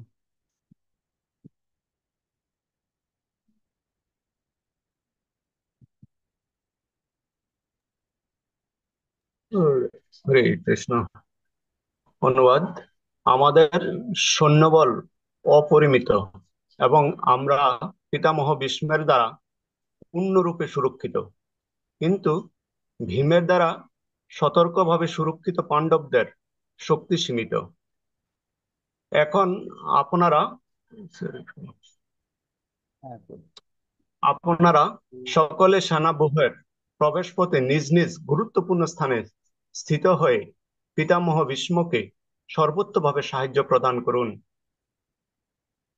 তো এই কথার আলোকে একটা কথা বলতে পারি, তুমি তো মারিবে যারে কে তারে রাখিতে পারে। তো এখানে আমাদের সৈন্যবল অপরিমিত এবং আমার পিতামহ ভীষ্মের দ্বারা পূর্ণরূপে সুরক্ষিত, কিন্তু ভীম দ্বারা সতর্কভাবে সুরক্ষিত পাণ্ডবদের শক্তি সীমিত। এখন সকলে আপনারা সকলে কি করুন, সেনাবুজ্জি প্রবেশের পথে নিজ নিজ গুরুত্বপূর্ণ স্থানে স্থিত হয়ে পিতামহ ভীষ্মকে সর্বতভাবে সাহায্য প্রদান করুন। তো ভগবান যদি চান, সেখানে আপনি যতই নিজেকে সুরক্ষা দেওয়ার চেষ্টা করুন না কেন, আপনার মৃত্যু হবেই। তো এইরকম কাহিনী আমরা দেখতে পাই হিরণ্যকশিপুর জীবনে। হিরণ্যকশিপু নিজেকে রক্ষা করার জন্য কত রকম কঠোর তপস্যা তিনি করেছিলেন নিজেকে বাঁচানোর জন্য। তিনি হিমালয়ে গিয়ে কি করেছেন, তপস্যা করেছেন। এবং তিনি এমন তপস্যা করেছেন, একটা আঙ্গুলের দ্বারা দাঁড়িয়ে তিনি ব্রহ্মাজি প্রার্থনা করেছেন এবং ব্রহ্মাজি সন্তুষ্ট হয়ে তাকে এই 1000 বছর তপস্যার ফলস্বরূপ তাকে বর দিয়েছিলেন। কি বর দিয়েছিলেন? আমাকে দিনে মারতে পারবে না, রাত্রে মারতে পারবে না, কোনো অস্ত্রের দ্বারা মারতে পারবে না, কোনো শস্ত্রের দ্বারা মারতে পারবে না। হ্যাঁ, তারপর কোন রকম আহ আহ, কোনো মানুষ মারতে পারবে না, কোনো পশু মারতে পারবে না। তাহলে কে মারবে? আর হিরণ্যকশিপুকে বধ করার জন্য ভগবানের পরিকল্পনা তো বিশাল। তুমি তো মারিবে যারে, ভগবান যাকে মারবে কেউ কি তাকে রাখতে পারে? তাও কি সে রাখতে পারবে? কেউ রাখতে পারবে না। রাখে কৃষ্ণ, মারে কে? তো ভগবান কৃষ্ণ এখন সে স্বরূপে এসছেন। তাকে দিনে মারেননি, রাত্রে মারেননি, মেরেছেন সন্ধ্যায়। তাকে ঘরে মারেননি, বাইরে মারেননি, মেরেছেন কোলের উপর বসিয়ে। তাকে না, দরজার চৌকাঠের মধ্যে বসিয়ে মেরেছে। তাকে মাটিতে মারবে না, পারবে না, উপরে মারতে পারবে না, কোলের উপর বসিয়ে বসিয়ে মেরেছে। অস্ত্রের দ্বারা মারতে পারবে না, শস্ত্রের দ্বারা মারতে পারবে না, নখ দিয়ে বিদীর্ণ করে মেরেছে। আপনি হিরণ্যকশিপু ফিল্ম দেখেছেন সবাই? হ্যাঁ, দেখেছেন হিরণ্যকশিপু ফিল্ম? দেখেননি? ঠিক আছে, লিঙ্কটা আজকে আমি পাঠিয়ে দিব, সবাই লিঙ্কটা ক্লিক করলেই দেখতে পাবেন। হ্যাঁ, আজকে দেখে নিবেন কি রকম হিরণ্যকশিপুকে ভগবান আহ শুভ হিরণ্যকশিপু বধ পাঠাই করেছে। লিঙ্কটা। হ্যাঁ, পাঠিয়ে দিব, আজকে দেখবেন, 2 ঘন্টা দেখবেন। হ্যাঁ, একদম মনোযোগ দিয়ে দেখবেন। ধর্ম করলে কি হবে, অধর্ম করলে কি হয়, সব খুব সুন্দর মতো ফুটিয়ে তুলেছে। এটা খুব ফেমাস হয়ে গেছে বিশ্বজগতে। এটা হিন্দু, মুসলিম, বৌদ্ধ, খ্রিস্টান সবাই দেখছে এখন। এটা বিশাল ফেমাস সিনেমা হয়ে গেছে। এই ফিল্মটা সবার দেখার নিমন্ত্রণ রইল। আপনারা দেখেননি তাহলে? না, কেউ দেখেননি একজন? হায় হায়, প্রভু দেখছি প্রভু, একজন দেখেছে। কেমন দেখছি লেগেছে মঙ্গল প্রভু? প্রভু, খুব সুন্দর প্রভু, অসাধারণ। যে আসলে ভক্তি করতে আসলে ভগবান কি না করতে পারে ভক্তের জন্য। হ্যাঁ, তো সেটা অনুভব হবে। আমরা ভাগবতে পড়েছি, কিন্তু চোখে দেখলে সেটা আলাদা আনন্দ লাগে, এই আর কি। হ্যাঁ, তো আপনার দেখবেন, আমি আজকে লিঙ্কটা পাঠাবো আপনাদের জন্য। তো এইখানটাই সে কথায় বর্ণনা করা হচ্ছে যে আশঙ্কা হতে পারে যে উভয় পক্ষের সৈন্য যখন সহ্য বীর্য সমান, তবে তোমারই জয় অবিধারিত কি রূপে। এসব অবদানার্থে দুর্যোধন এই সমস্ত কথাগুলো বলছেন। কিন্তু যতই কিছু করুক না কেন, ভগবান যাকে মারবে কেউ তাকে রক্ষা করতে পারবে না, কেউ তাকে রক্ষা করতে পারবে না। তো শিল প্রভুপাদ এই তাৎপর্যটা ব্যাখ্যা করে তিনি অনেক কথা বলেছেন। তো এখানে মুখ্য কথার মধ্যে আমরা পাই যে আমাদের মানসিক যে বা মানব যে মনস্তত্ত্ব রয়েছে, সে মনস্তত্ত্বের ভাষায় ব্যক্তিকে 3 কারণে এবং অন্য কোনো ব্যক্তির কথা বেশি আমরা কি করতে থাকি, চিন্তা করতে থাকি। কখন মানুষ অন্যকে বেশি চিন্তা করে বলুন তো দেখি? কখন আমরা অন্য মানুষকে বেশি বেশি চিন্তা করি? তো মনস্তাত্ত্বিকের ভাষায়, মনস্তত্ত্ববিদদের ভাষায় বলা হচ্ছে 3টা কারণে আমরা অন্য মানুষের কথা চিন্তা করি। দেখি কে কি বলতে পারবে, বলুন দেখি। কি কি কারণে আমি অন্য মানুষকে চিন্তা করি? যেমন দুর্যোধন এখন চিন্তা করছে, কিসের কারণে চিন্তা করছে? তার মধ্যে কি ঢুকেছে যে তিনি এখন এদের কথা এত বেশি চিন্তা করছেন? কি কি কারণ? গোবিন্দ বিশ্বাসের প্রভু বলুন। তো তার হচ্ছে ভয় ছিল, ভয়। হ্যাঁ, ভয় ছিল। প্রথম কারণ হচ্ছে ভয়। মানুষ যখন অন্য কোনো মানুষকে যখন ভয় পায় তখন তার কথাই বেশি বেশি চিন্তা হয়, তাকেই সবসময় চিন্তা করে। যেমন কংস যখন কৃষ্ণকে বধ করার জন্য চেয়েছিল, কিন্তু কৃষ্ণকে বধ করতে পারেনি। আর যখন ঘুমাতে যাচ্ছে তখন সে কেন স্বপ্নের মধ্যে কাকে দেখছে? কৃষ্ণকে দেখছে। খেতে যাচ্ছে, খেতে খাওয়ার গ্রাসের মধ্যে কৃষ্ণকে দেখছে। আর সিঁড়িতে উঠছে, প্রতি সিঁড়িতে কৃষ্ণ কৃষ্ণ কৃষ্ণ কৃষ্ণ। সে কিন্তু কৃষ্ণকে ভালোবেসে ডাকছে না, ভয়ে। ভয় পেয়ে গেছে, মানে কি কৃষ্ণের হাতে তার কি হবে, মৃত্যু হবে, এই ভয় পেয়ে সে কৃষ্ণকে কি করছে, বেশি বেশি করে স্মরণ করছে। সেজন্য যাকে সে খুব বেশি ভয় পায়, দুর্যোধনও সেম, মানে পঞ্চপাণ্ডবদেরকে দেখে ভয় পেয়ে গেছে। তো ভয়ের কারণ সে সর্বদা সেই ব্যক্তির কথা চিন্তা করে। তো কংসের কথা বললাম। হম সেজন্য আমরা কি করি, আমরাও এই ভবিষ্যতের ভয় থেকে মুক্ত হওয়ার জন্য বিভিন্ন রকমের আমরা জীবন বীমা করি, করি না? বিভিন্ন রকমে আমরা ব্যাংকে টাকা পয়সা রেখে দিই, যেন আমি ভবিষ্যৎ যেন আমার কি থাকে, সুরক্ষা থাকে, তাই না? তারপর হচ্ছে আহ মানে আমরা সুরক্ষিতের জন্য আমি সবার সাথে ভালো সম্পর্ক রাখার চেষ্টা করি, যেন কোনো বিপদ যদি হয় সাথে সাথে যেন সবাই এসে যেন আমাকে কি করতে পারে, সেই বিপদ থেকে যেন রক্ষা করতে পারে। সেজন্য সবার সাথে একটা ভালো সুসম্পর্ক রাখতে আমি চাই। চাই কি চাই না? তো এই যে ভয়, এই ভয় জন্য আমরা অন্যদেরকেও চিন্তা করি, অন্যদের কথা ভাবি। তা 2 নাম্বার হচ্ছে ঈর্ষান্বিত হলে। ঈর্ষার কারণে সবসময় আমরা অন্যের কথা চিন্তা করি। কিরকম? আমার থেকে যদি এখানে কোনো একটা ভালো গুণ বৈশিষ্ট্যপূর্ণ যদি আহ ছাত্র যদি হয়ে যায়, যেমন আমাদের এই ক্লাসের কথাই বলি, যেমন ক্লাস হচ্ছে যে পারফরমেন্স খুব ভালো দেখাচ্ছে, ও আমি পারবো, এটা তো আমি জানা আছে, এটা তো আমার জানা আছে।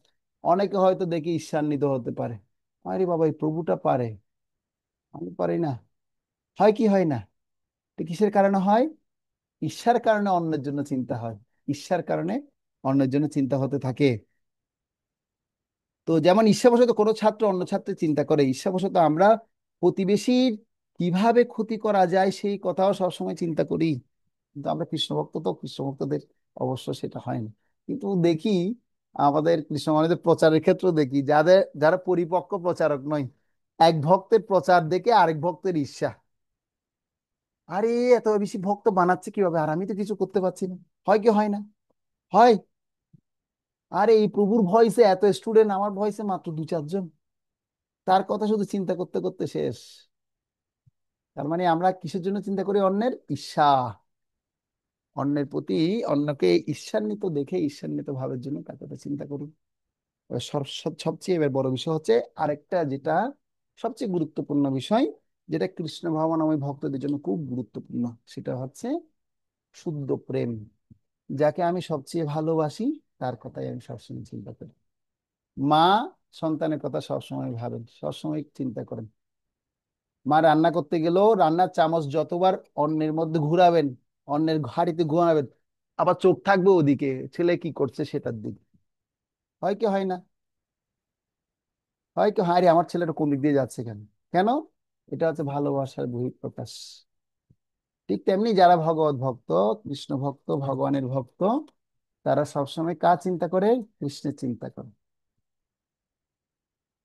কৃষ্ণের চিন্তা করে, সবসময় কৃষ্ণকে ধ্যানে রাখে, কৃষ্ণকে স্মরণ রাখে। এবং অন্তিম সময়ে তারা কৃষ্ণকে স্মরণ করতে করতে তারাই দেহত্যাগ করে। এই জন্য তাদের আর কোনো ভয় থাকে না, শোক মোহ ভয় এ তিন থাকতে নয় কখন, যদি হয় কৃষ্ণ স্মরণ। যদি আমরা কৃষ্ণকে স্মরণ করতে পারি, তাহলে শোক মোহ ভয় থেকে আমরা কেটে যাব। বিপদ সন্তুষ্টত্ব, মানে কুন্তী মহারানী প্রার্থনা করছেন কার কাছে? কৃষ্ণের কাছে। বলছে আমার যখন বিপদে ছিল তখন তুমি আমাদের পাশে সব সময় ছিলে, আর এখন আমার যখন সুখ হয়েছে, এখন আমি রাজ্য লাভ করেছি, এখন তুমি আমাদের কাছ থেকে চলে যাচ্ছ, দরকার নেই আমার এই সুখের, সব সুখ নিয়ে যাও, দরকার নেই আমার সুখের। আর আমরা কি করি? আমরা সুখের জন্য আরো বেশি লালায়িত হই। সুখে থাকলে মানুষ কৃষ্ণকে অত স্মরণ করতে পারে না। যার ধন ঐশ্বর্য আছে তার কৃষ্ণ স্মৃতি হয় না। যে গরিব, সে অন্ততপক্ষে খাবারের কষ্টে ক্ষুধায় কষ্ট হলো কৃষ্ণকে হলো একবার হলো ডাকে, হে গোবিন্দ হে কৃষ্ণ, হে মুকুন্দ। তো সেজন্য আমাদেরকে ধনী, অর্থবিত্ত টাকা দিয়ে আমাদের ধনী হওয়া উচিত নয়। ধনী হতে হবে কৃষ্ণ প্রেম ধনে ধনী হতে হবে। যে ধন পেলে আর অন্য কোনো ধনের প্রয়োজন নেই। প্রয়োজন আছে অন্য কোনো ধনের? সেজন্য সে কৃষ্ণ ধন কিভাবে পাবো, সেটাই আমার। কবে কৃষ্ণ ধন পাবো, হিয়ারো মাঝের একটা ভজন আছে না, শুনেছেন আপনারা? কবে কৃষ্ণ ধন পাবো, হিয়ারো মাজারে জুড়াইবে ভকত প্রাণ। এরকম একটা সুন্দর ভজন আছে, শুনবেন, পড়বেন ভজনগুলো। সেজন্য আমাদের কোন ধনে ধনী হতে হবে? কৃষ্ণ প্রেম ধনে ধনী হতে হবে। কৃষ্ণ কৃষ্ণ কৃষ্ণ সবসময় যেদিকে যাবে। কংস যেরকম চিন্তা করেছে ভয়ে, আমরা তো প্রেমে কৃষ্ণের কথা চিন্তা করব। সেজন্য প্রেমটা যাকে যেখানে সমর্পণ করবেন, সে সমর্পণ বস্তুর প্রতি আমাদের বেশি লালসা লোভ জন্মাবে।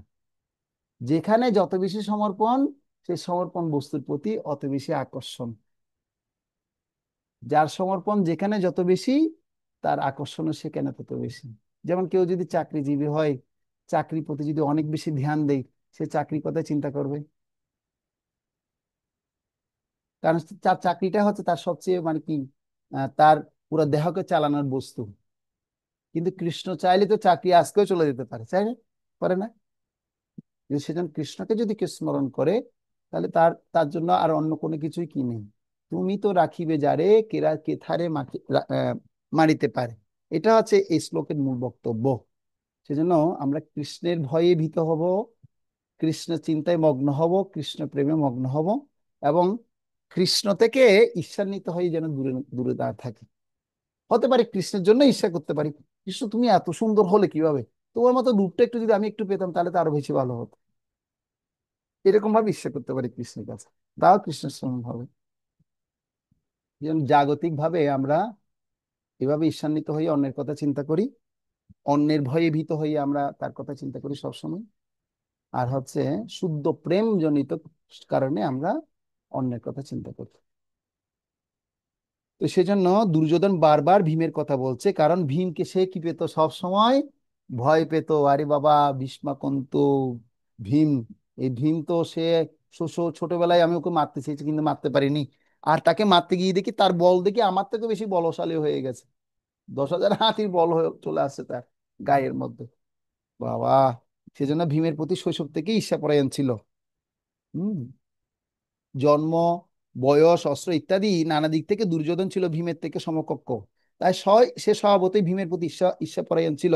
সাধারণত আমরা সমবয়সী এবং সমকক্ষ ব্যক্তিদের দেখলে কি করি, দেশ করি বা ঈর্ষান্বিত করি, প্রবীণ বা কনিষ্ঠদের দেখলে নয়। সেজন্য শ্রীমদ্ ভাগবতম একটা সুন্দর শ্লোক আছে, বড়দের সাথে কিভাবে ব্যবহার করব, কনিষ্ঠদের সাথে কিভাবে আচরণ করব, এবং সমবয়সীদের সাথে কিভাবে আচরণ করব।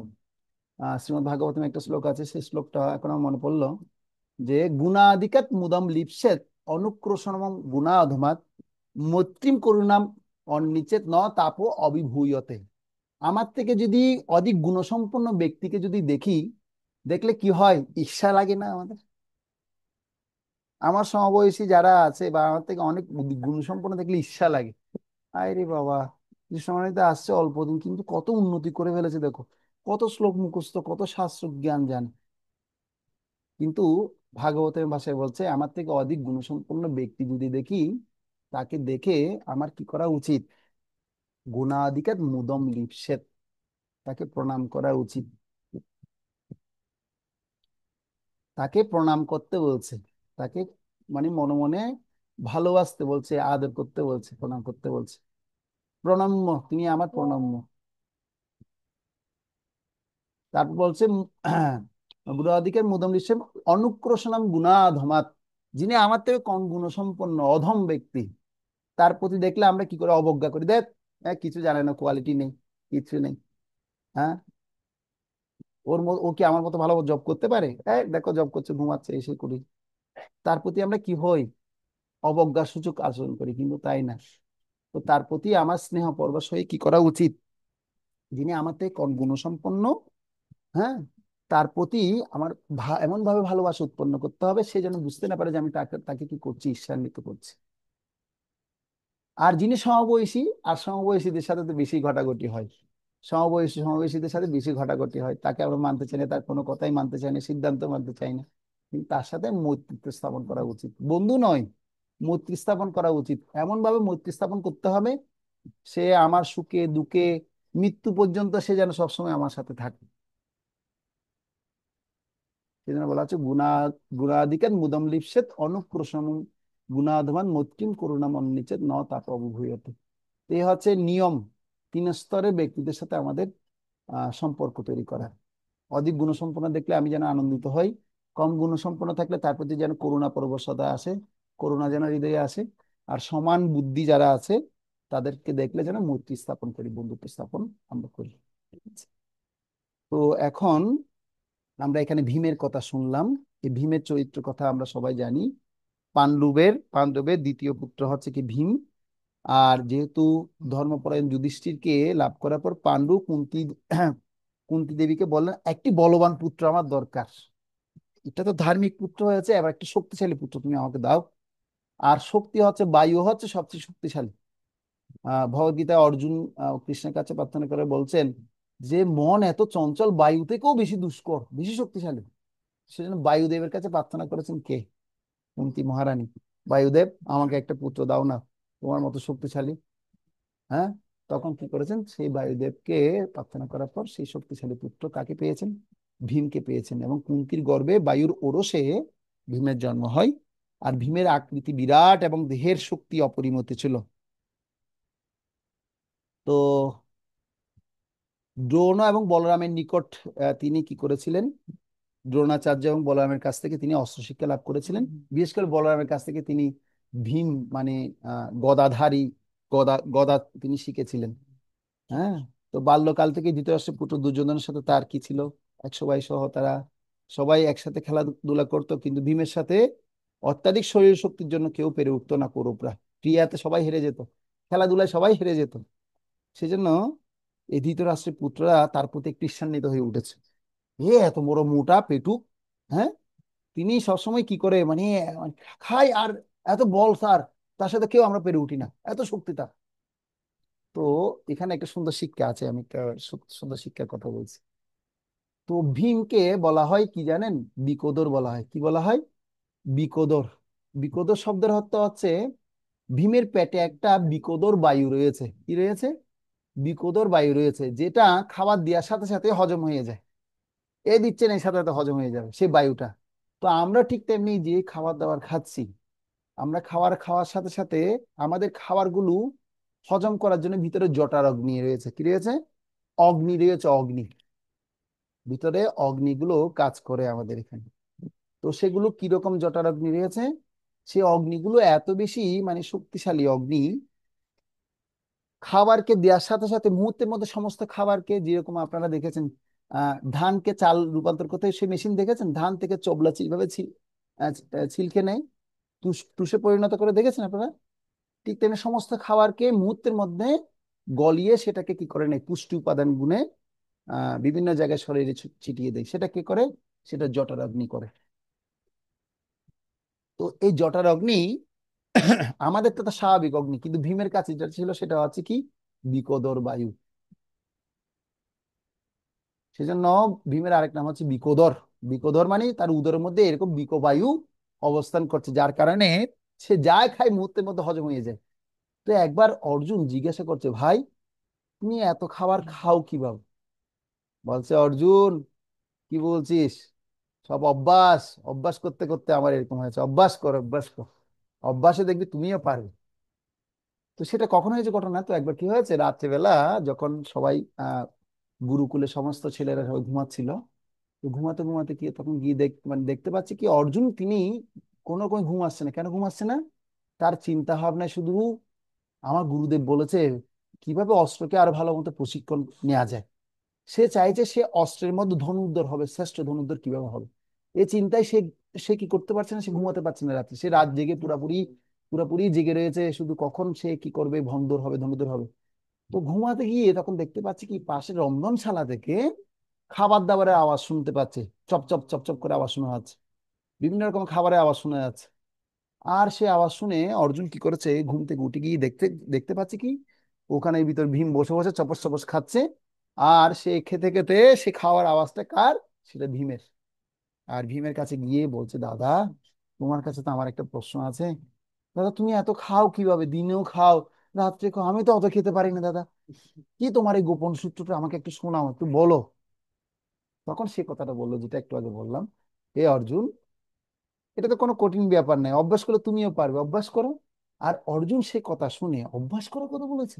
তার মানে আমিও ধনুর্ধর যদি হতে চাই, তাহলে আমি অভ্যাস যদি করি দাদার মতো, দিন রাত যদি আমি এরকম তীর চালাতে থাকি, তীর চালাতে থাকি, তাহলে আমিও কি হতে পারবো, শ্রেষ্ঠ ধনুর্ধর হতে পারবো। এই যেরকম শ্রেষ্ঠ খাদক, আমি সেরকম শ্রেষ্ঠ ধনুর্ধর হতে পারবো।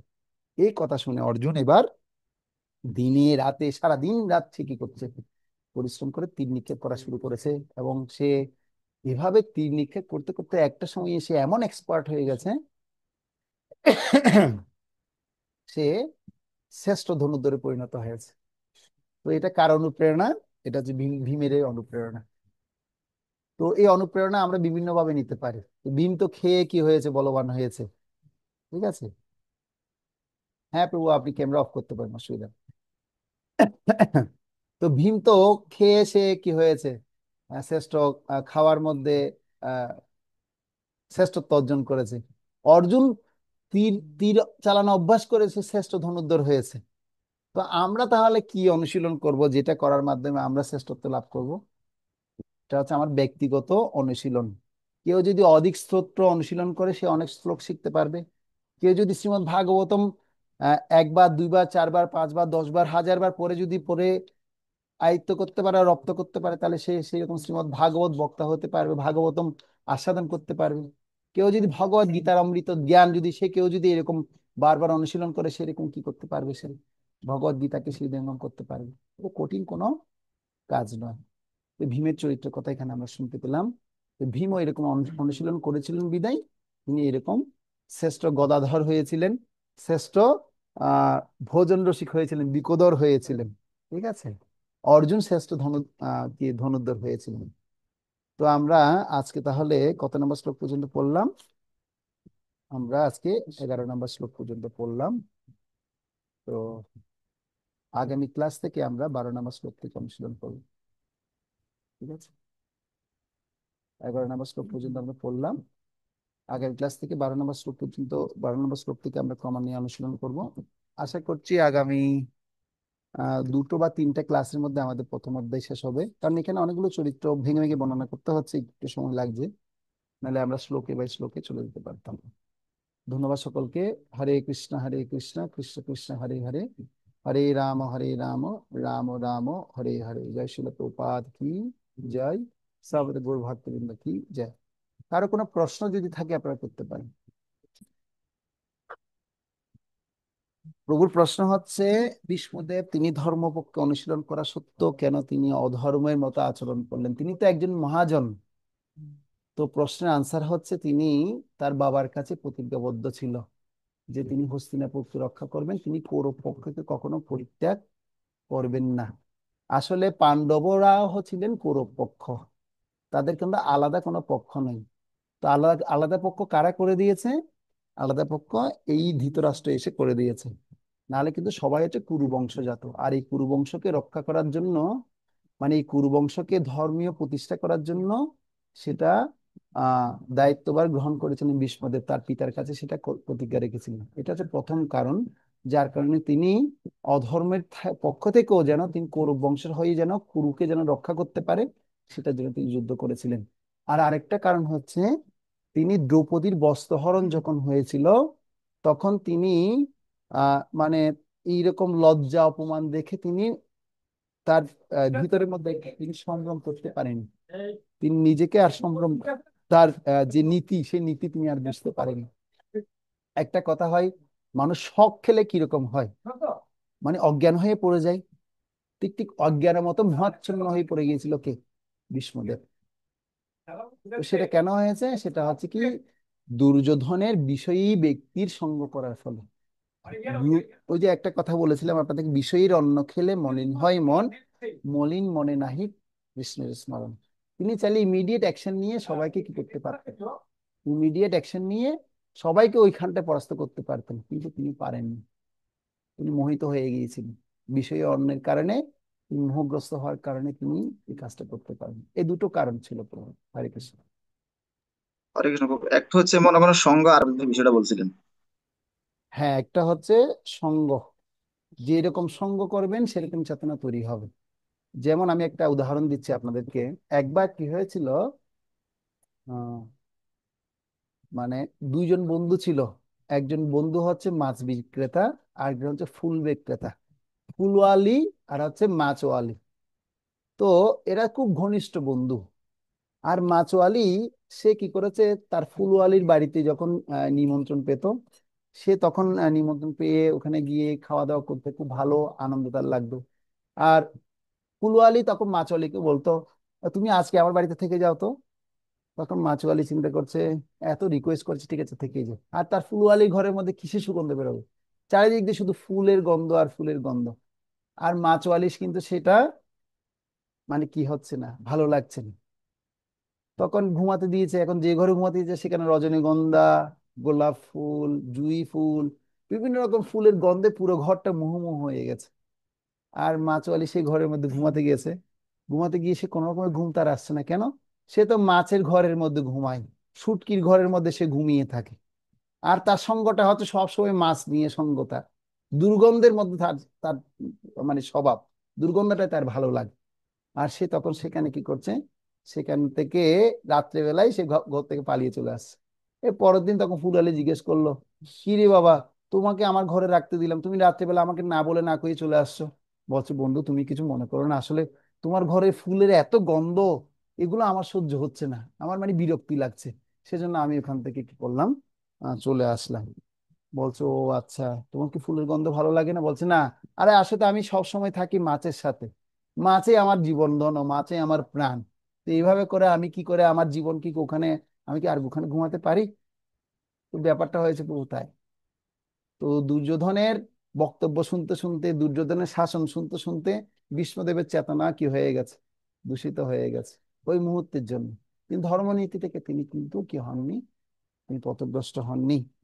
তো এটা একটা ভগবান শিক্ষা দিয়েছেন আমাদেরকে, যেরকম সঙ্গ আমরা করব সে সঙ্গের ফল আমরা প্রাপ্ত হব। আমরা যদি ফুলের সঙ্গ করি তাহলে ফুলের সুবাস চারিদিক দিয়ে ছড়াবে। যদি কুসঙ্গের সঙ্গ সঙ্গ করি তাহলে এরকম কুসঙ্গে কি হব, লিপ্ত হব। সৎসঙ্গে স্বর্গে বাস, অসৎ সঙ্গে সর্বনাশ, একটা কথা আছে না? সেজন্য কিসের সঙ্গ করছি, কার সাথে থাকছি, যার সাথে আপনি থাকছেন সে চেতনা আপনার তৈরি হচ্ছে। সেজন্য সঙ্গটা খুব দরকার। গত ক্লাসে আমি সে কথা বলেছি। ঠিক আছে প্রভু, সুন্দর প্রভু, ধন্যবাদ। হরে কৃষ্ণ। বিশ্বজিৎ হরে বাবু কৃষ্ণ বলুন। প্রভু। হ্যাঁ। তো আমার একটা প্রশ্ন হচ্ছে, এই যে মানে যখন কাউকে অভিশাপ দিত, মানে যাকে অভিশাপ দিচ্ছে, তো মানে অনেক সময় দেখি যে আমরা সে ওইটা সম্পর্কে জানে, আবার অনেক সময় দেখি যে জানতে পারে না। কিন্তু এই যে জানতো, মানে এটা কিভাবে জানতো? কারণ যে মানে যে অভিশাপটা দিচ্ছে বা যে ধরেন কাউকে বধ করবে, সে তো আর তাকে বলবে না, বা অনেক সময় সামনাসামনি বলে কিন্তু অনেক সময় আবার সামনাসামনি বলে না। তো সামনাসামনি যখন না বলে কিন্তু তারপরেও দেখা গেছে যাকে উদ্দেশ্য করে সেটা করবে বা প্রতিজ্ঞাবদ্ধ হচ্ছে, তো সেইটা কিভাবে জানতে পারবো? এটাই আর কি। হরে কৃষ্ণ প্রভু, ধন্যবাদ, খুব সুন্দর প্রশ্ন। প্রভু বলছে অভিশাপ যে দেয়, এ পূর্ব প্রস্তুতি অনুসারে প্ল্যান করে এত সুন্দর অভিশাপটা দেয় কিভাবে, তাই তো প্রশ্ন? হ্যাঁ। তো প্রভু এখানে অভিশাপের ব্যাপারটা দুভাবে আমরা নিতে পারি, একটা হচ্ছে জাগতিক দৃষ্টিকোণ, আর একটা হচ্ছে পারমার্থিক দৃষ্টিকোণ। আপনি প্রশ্নটা পারমার্থিক দৃষ্টিকোণ থেকে। জাগতিক দৃষ্টিকোণে অভিশাপ যখন কেউ যখন দেয়, তখন তারা মানে কি চিন্তা করে না, ভূত ভবিষ্যৎ বর্তমান অতীত নিয়ে চিন্তা করে না। তারা কি করে, তাদের অনিয়ন্ত্রিত ইন্দ্রিয়ের দ্বারা তারা অভিশাপ কি করেন, প্রকাশ করেন, বা ক্ষোভিত হয়ে বা ক্রোধের বশবর্তী হয়ে তারা প্রকাশ করেন। এর ফলে ক্রোধোদ্ভবতী সম্মোহ, সম্মোহ স্মৃতি বিভ্রম, স্মৃতি বিভ্রম বুদ্ধিনাশ, বুদ্ধিনাশাৎ প্রণশ্যতি, এগুলো হচ্ছে জাগতিক মানুষের এরকম হয়। তো পারমার্থিক ক্ষেত্রে যদি কোনো সাধুবর্গ যদি অভিশাপ দেয়, সেই অভিশাপটা সেটা আশীর্বাদে পরিণত হয়। সেটা কিসে পরিণত হয়? আশীর্বাদে পরিণত হয়। এটা হচ্ছে পারমার্থিক দিক থেকে সাধুর অভিশাপের কথা বলছি। যেমন উদাহরণস্বরূপ আমি বলছি, পরীক্ষিত মহারাজকে, পরীক্ষিত মহারাজকে যে ছেলেটা অভিশাপ দিয়েছিল, অভিশাপ দিয়েছিল, সেই মুনি ছেলে তাকে অভিশাপ দিয়েছেন। তো অভিশাপ দেওয়ার ফলে পরীক্ষিত মহারাজের কি ক্ষতি হয়েছে না লাভ হয়েছে? তো আনসার হচ্ছে পরীক্ষিত মহারাজের লাভ হয়েছে। কি লাভ হয়েছে? কারণ সাধু ছেলে সে যেহেতু অভিশাপ দিয়ে দিয়েছে, সেটা ফলবেই, সেটা কি হবে না, সেটা বিফলে যাবে না। তো এটা ভগবানের একটা সুন্দর একটা পরিকল্পনা ছিল। এই পরীক্ষিত মহারাজ যদি অভিশপ্ত না হতেন, তাহলে তিনি ভাগবত শোনার জন্য রাজি হতেন না। তিনি জানতে পেরেছিলেন 7 দিনের মধ্যে তার মৃত্যু হবে। তিনি তার মৃত্যু সুনিশ্চিত যে তিনি 7 দিন বাঁচবেন। কমপক্ষে কয়দিন বাঁচবেন? 7 দিন তিনি এই জগতে থাকবেন। যেহেতু 7 দিন তিনি এই জগতে থাকবেন, এ থাকার অবস্থাটাকে তিনি কি করেছেন? তিনি আর অভিশপ্ত বলে গ্রহণ করেননি, তিনি সেটাকে প্রেমে রূপান্তর করেছেন। তো সেজন্য কে অভিশাপ দিচ্ছে আর কে অভিশাপ নিচ্ছে, এই দুইজন ব্যক্তিটা খুব গুরুত্বপূর্ণ। যেমন এদিক দিয়ে অভিশাপ দিয়েছেন হচ্ছে কি সামন্তক মুনির ছেলে, সেটা কি করেছে? তাকে অভিশাপ দিয়েছে। আর পরীক্ষিত মহারাজ ছিল ধার্মিক ব্যক্তি ছিল বিদায় তিনি অভিশাপকে আশীর্বাদ রূপে গ্রহণ করেছেন। যেহেতু আমি ভুল করেছি, ভুলের জন্য আমি অভিশপ্ত হয়েছি, এতে আমার কোনো ক্ষতি নেই। ঠিক তেমনি এই দিক দিয়ে দেখুন, ভীষ্মদেবেরও ভুল হয়েছে, সেজন্য তিনি তাকে যে অভিশাপ দিয়েছে সেটা তিনি মাথা পেতে নিলেন। গঙ্গা দেবীর ভুল হয়েছে, তিনি পাতলা কাপড় পরে গেছেন, সেজন্য ওই রাজা আকৃষ্ট হয়েছে, সেজন্য তিনি এই অপরাধের জন্য এই জগতে থাকতে হবে, এই জগতে তোমার এরকম ভাবে সেই অভিশাপের ফল ভোগ করতে হবে। তারা মেনে নিয়েছেন কেন? তারা ধর্মনীতিতে ছিলেন। তো সেই জন্য যারা আমরা ধর্মনীতিতে আছি, আমাদেরকে যদি কোনো সাধু বর্গরা যদি অভিশাপ দেয়, সে অভিশাপটা অবশ্যই আশীর্বাদে পরিণত হবে। আর কিভাবে ভূত ভবিষ্যৎ বিবেচনা করে করা হয়? কারণ সাধুরা জানেন যে আমাদের কোন শব্দটা বললে আমাদের হৃদয়ে পরিবর্তন হবে। অনেক সময় আমাদের সাধুরা খুব বকাঝকা করার মাধ্যমে মনে হয় সেটা অভিশাপের মতোই, কিন্তু সেটা আসলে অভিশাপ নয়, সেটা আমাকে নিজেকে পরিসংশোধন করার জন্য তিনি কি করেন সেটা আমাদেরকে জানান। হয়তো সেটা কঠোর ভাষায় বলেন বা এরকম অভিশপ্তের মতো করে বলেন। আমাদের কি একজন ব্রহ্মচারী আছে, বলছে তোমার আর জীবনের মধ্যে কি হবে না, আর তুমি আর বিয়ে করতে পারবে না। তো আমরা বলছি কি প্রভু, আপনি এই ধরনের কথা বলছেন কেন? এই ভক্তকে এরকম বলছে, না না প্রভু, এটা কেন বলছে সেটা আপনি বুঝবেন নাকি, এটা আমি বুঝছি। তো কেন চাইছেন? সাধুরা চাইছে সেই ছেলেটা কি হোক, সে যেন ব্রহ্মচারী হোক, সে যেন কি হোক, ব্রহ্মচারী হোক। তাকে এই কথা বলেছে, সে তো মনে কষ্ট পেতে পারে, কিন্তু সাধুর উদ্দেশ্য কিন্তু ছিল কি মহৎ, এটা সাধু ব্যক্তি জানেন। সেজন্য প্রভু দুভাবে অভিশপ্ত হয়। জাগতিক ভাবে যারা দেয়, তারা কোনো ভূত ভবিষ্যৎ বর্তমান নিয়ে ভাবেন না, হুম, আহ অতীত নিয়েও ভাবেন না। তারা ওই ইন্দ্রিয়, অনিয়ন্ত্রিত ইন্দ্রিয়ের দ্বারা তারা অভিশাপ দিয়ে দেয়। তো আমরা যারা কৃষ্ণ ধর্মকে অনুসরণ করছি, আমাদের ইন্দ্রিয়গুলো এখনো কি হয়নি, নিয়ন্ত্রিত হয়নি। আমরাও সাবধান থাকবো, কাউকে কোনো কিছু বলতে গেলে, অভিশাপ দিতে গেলে যেন আমরা কি থাকি, আমরা যেন সাবধানে সঠিক যেন সেটা গ্রহণ করতে পারি। বিষয়টুকু ঠিক আছে? আমি বুঝতে পেরেছি আপনাকে, আমি জানি না। আর যদি কারো কোনো মন্তব্য থাকে করতে পারেন এই ব্যাপারে, আমার যতটুকু বুদ্ধিতে ছিল ততটুকু বললাম। ঠিক আছে, ওকে, ধন্যবাদ। তাহলে আজকে এখানের মতো ক্লাস সমাপ্ত করছি। জয় শিল প্রভুপাদ কি জয়, সভাপতি গৌর ভক্তবৃন্দ কি জয়, বাঞ্ছাকল্পতরুভ্যশ্চ কৃপা সিন্ধুভ্যেব চ পতিতানাং পাবনেভ্যো বৈষ্ণবেভ্যো। ধন্যবাদ।